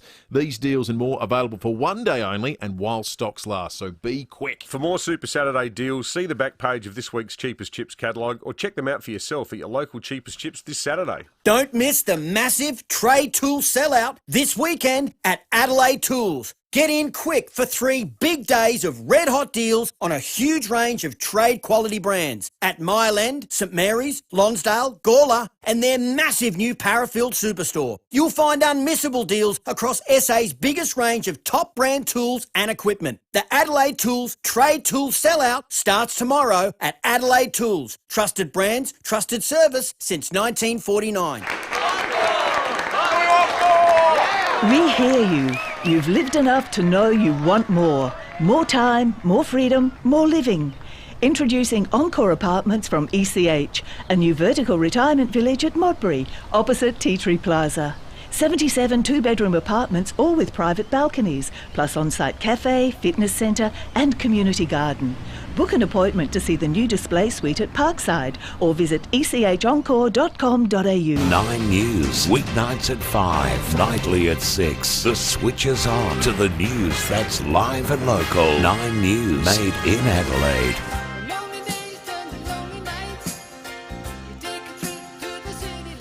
At Bob Jane T-Mart's, buy 3, get 1 free on Bridgestone, Copia and selected Dunlop passenger tyres. You're listening to 5AA Breakfast. David Penberthy and Will Goodings. 11 minutes to 9. Oh, it's time to go behind closed doors. Thanks to Aussie Fast Transport Solutions, Interstate Freight, warehousing and local Adelaide couriers. Call Aussie Fast 13 13 64. And when we get behind closed In Adelaide and across South Australia, this is Leon Biner. Good morning, and thank you for joining us this morning. A lot of issues to cover, and one of the most important things is your involvement, and I can't wait to hear more people calling up and thanking me for taking their call. I think they're of the opinion that I do this for love. Always remember that this program is for you, and we love you taking part, and there are several ways you can go about doing that. A lot of people want to engage with me on social media, but I don't do that.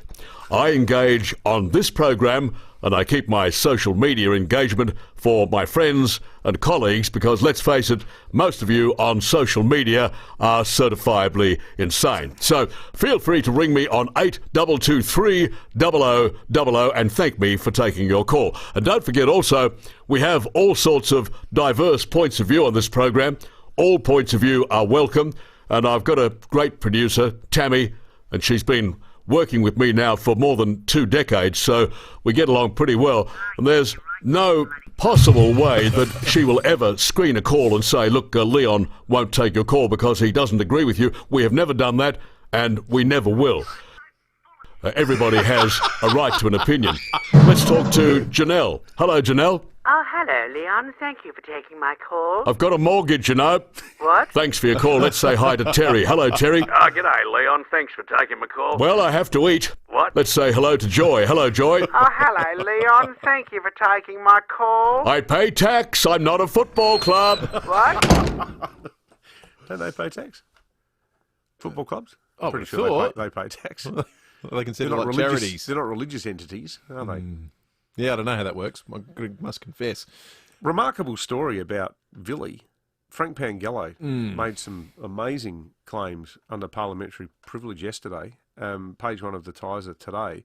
But stick very closely to the script on this one. But in a nutshell, family and friends of Villy are blaming the health system and an incorrect diagnosis for his death. That's what Frank Pangello told Parliament, that he was wrongly removed from a lung transplant waiting list, which his family believe he deserved and other medicos believe he was entitled to. And with that, he'd still be alive today. I wasn't aware that things like your capacity to complete an IQ test were a component of whether you got organ transplant, or you were on the list or not, or you're bumped higher or lower. That was news to me. Yeah, totally. Or that, whether you may have Alzheimer's or the early stages of it. It almost suggests that I find that actually quite a repellent concept because it almost suggests that those lives are less worth saving. Well, that's clearly what it means. Unless the implication is that you don't have much long left. But that's not mine. So, ergo, yeah, sayonara. Well, I get. Well, I just don't know the data around something like Alzheimer's. But I think people can live with that for a long time. Anyway, there was a lot in that felt like new information, felt quite confronting. Yeah. But again, that doesn't go to the substance of the accusation. We can't vouch for or against that. That's simply something that Frank Pangello made in Parliament. But that part of it was certainly new to me. It's coming up to 6 minutes to 9. Life is about choices, and there's plenty to choose from at a Barrow Hotel. Take the Excelsior, the Albion, the Birkenhead, or the Sundowner in Whyalla, all brimming with choice, especially when it comes to the latest machines in a comfortable, safe environment, with amazing staff to give you the best experience. For the latest in machines and comfort, visit the Excelsior, the Albion Hotel, the Birkenhead Tavern, or the Sundowner in Whyalla. You just know it's a Barrow Hotel. Gamble responsibly. Elevate the everyday in the elegant Renault Koleos SUV. Available from just $32,990 drive away. Contact your local dealer today. Renault Koleos. Life less ordinary. Now, this is great news, David, for motorsport fans. Supercars are back in SA from tomorrow. That's right. The OTR Super Sprint is back at the Bend Motorsport Park starting tomorrow until Sunday. And look, it's bigger and better than ever with more motorsport plus entertainment for the whole family with carnival rides, fireworks, karting, kids zone and more. Tickets start from only $25 and return shuttle buses are just $10. That's amazing value for a pretty action-packed event. Certainly is. Get your tickets now through Ticketek for the OTR Super Sprint at the Bend from tomorrow right through until Sunday. At Coles, spend and save online this Mother's Day. Get $15 off when you spend $200 or more in one transaction. Enter the code 15 for Mum at the checkout. Shop online at coles.com.au. Coles, value the Australian way. T's and C's apply. At Bob Jane T-Marts, get instant cash back on iconic tyre brands, including Michelin, Goodyear and Bridgestone. You're listening to 5AA Breakfast. David Penberthy and Will Goodings. 4 to 9, we've been talking about the role of childcare centres and universal early childhood education. There's some concern in the east of Adelaide about two-storey childcare centres, including one on top of the Newton Village Shopping Centre. There have been some 30 local residents who've made complaints. According to the Advertiser, the shopping centre planned one of 2 applications approved by the Campbelltown Council's assessment panel on April 27. What are they complaining about? That it's 2 stories high? They say that it basically the one on top of a shopping centre. There's no new car parks going to come with it. So people who use that as their car park are saying, well, hang on, there's 56. They're going to lose 56 car parking spaces. So that reduces the amenity of being able to go to that shopping centre. They also argued that traffic build-up around the near primary school and roundabout during drop-off and pick-up times is ridiculous now and will be horrendous for locals later. So it's about not so much the look and feel, but it is about, 1, getting to the shops and 2, driving around if there's suddenly going to be these mammoth childcare centres in the area. There's one of these issues popping up on every side of town, isn't there? There is, yeah. Yeah, I could have said any suburb then. Yeah, totally. And you would have believed it, because they do crop up everywhere. Still getting a lot of texts about the ambulance dispute. Ian in Morphett Vale says, hi, Dave and Will. Besides more beds, surely 74 new ambos need 37 new ambulances. Also, if ramping is called external triaging, as per Carol's excellent phone call earlier, then there is no ramping in the eyes of the health department. A rose by any other name is still a rose. Or as, help me out, Alaska Republican vice presidential candidate. Is she, what's her name? Oh, no. Sarah Palin. Sarah Palin. What, was she the one who said if you put lipstick on a pig, it's still a pig? I think so, yeah. I think Good so. line. Good line. It's not just in Australia where we have incidents where towns perhaps misuse funds. I like this story, and perhaps a good way to end things on this Thursday morning. A coastal town in Japan is facing criticism after it spent emergency funds intended for coronavirus measures on a giant statue of a squid. The big squid. It is the big squid. It's very much a big thing that Australians would be proud of. Noto, located in Ishikawa Prefecture on the Japan seacoast, spent 25 million yen on the 13-metre-long marine creature. The local newspaper quoted officials as saying that the flying squid was part of a tourism drive to help the area's virus-hit economy. See, please tell me they're in a sister city relationship with the City of Adelaide. I hope so. Because these are the kind of people that would fit in perfectly there in King William Street. It feels like a bit of a reinterpretation of we've given you these funds to combat coronavirus, and you say, well, yeah, we built a giant squid to combat recovery. A squid-led recovery to combat the virus-hit tourism sector. I'd like to see the giant squid, though. Well, maybe it won't work. They may have the last laugh, the good people of Nodo. Hey, there's a really good story that I want to get into tomorrow. Meat Tray Friday tomorrow, so we'll have a lot of fun, folks. But there's an elephant in the Bronx Zoo called Happy. Have you heard about this? No. It's won its day in court to be freed. It's been in the Bronx Zoo for 30 years, and it, or rather lawyers, animal rights lawyers acting on behalf of the elephant, have filed a writ of habeas corpus, which is historically the false imprisonment mechanism where in the olden days people used to be put into debtors' prisons and so on. If you file if you file a writ of habeas corpus, a judge has to urgently determine whether you are rightly imprisoned or not, and the courts in New York have agreed that an elephant, in this case Happy, the elephant from Thailand, has the right to pursue, via a writ of habeas corpus, the question of whether it's wrongly imprisoned. It's the greatest story ever. Oh, that's fantastic. I'm barracking for the elephant. Yeah. Every elephant deserves its day in court. I've always said that. We're out of time on this Thursday morning. It's one of the morning. reasons why I failed law. Stick around. Leon Binus coming up. We'll catch you tomorrow morning from 6.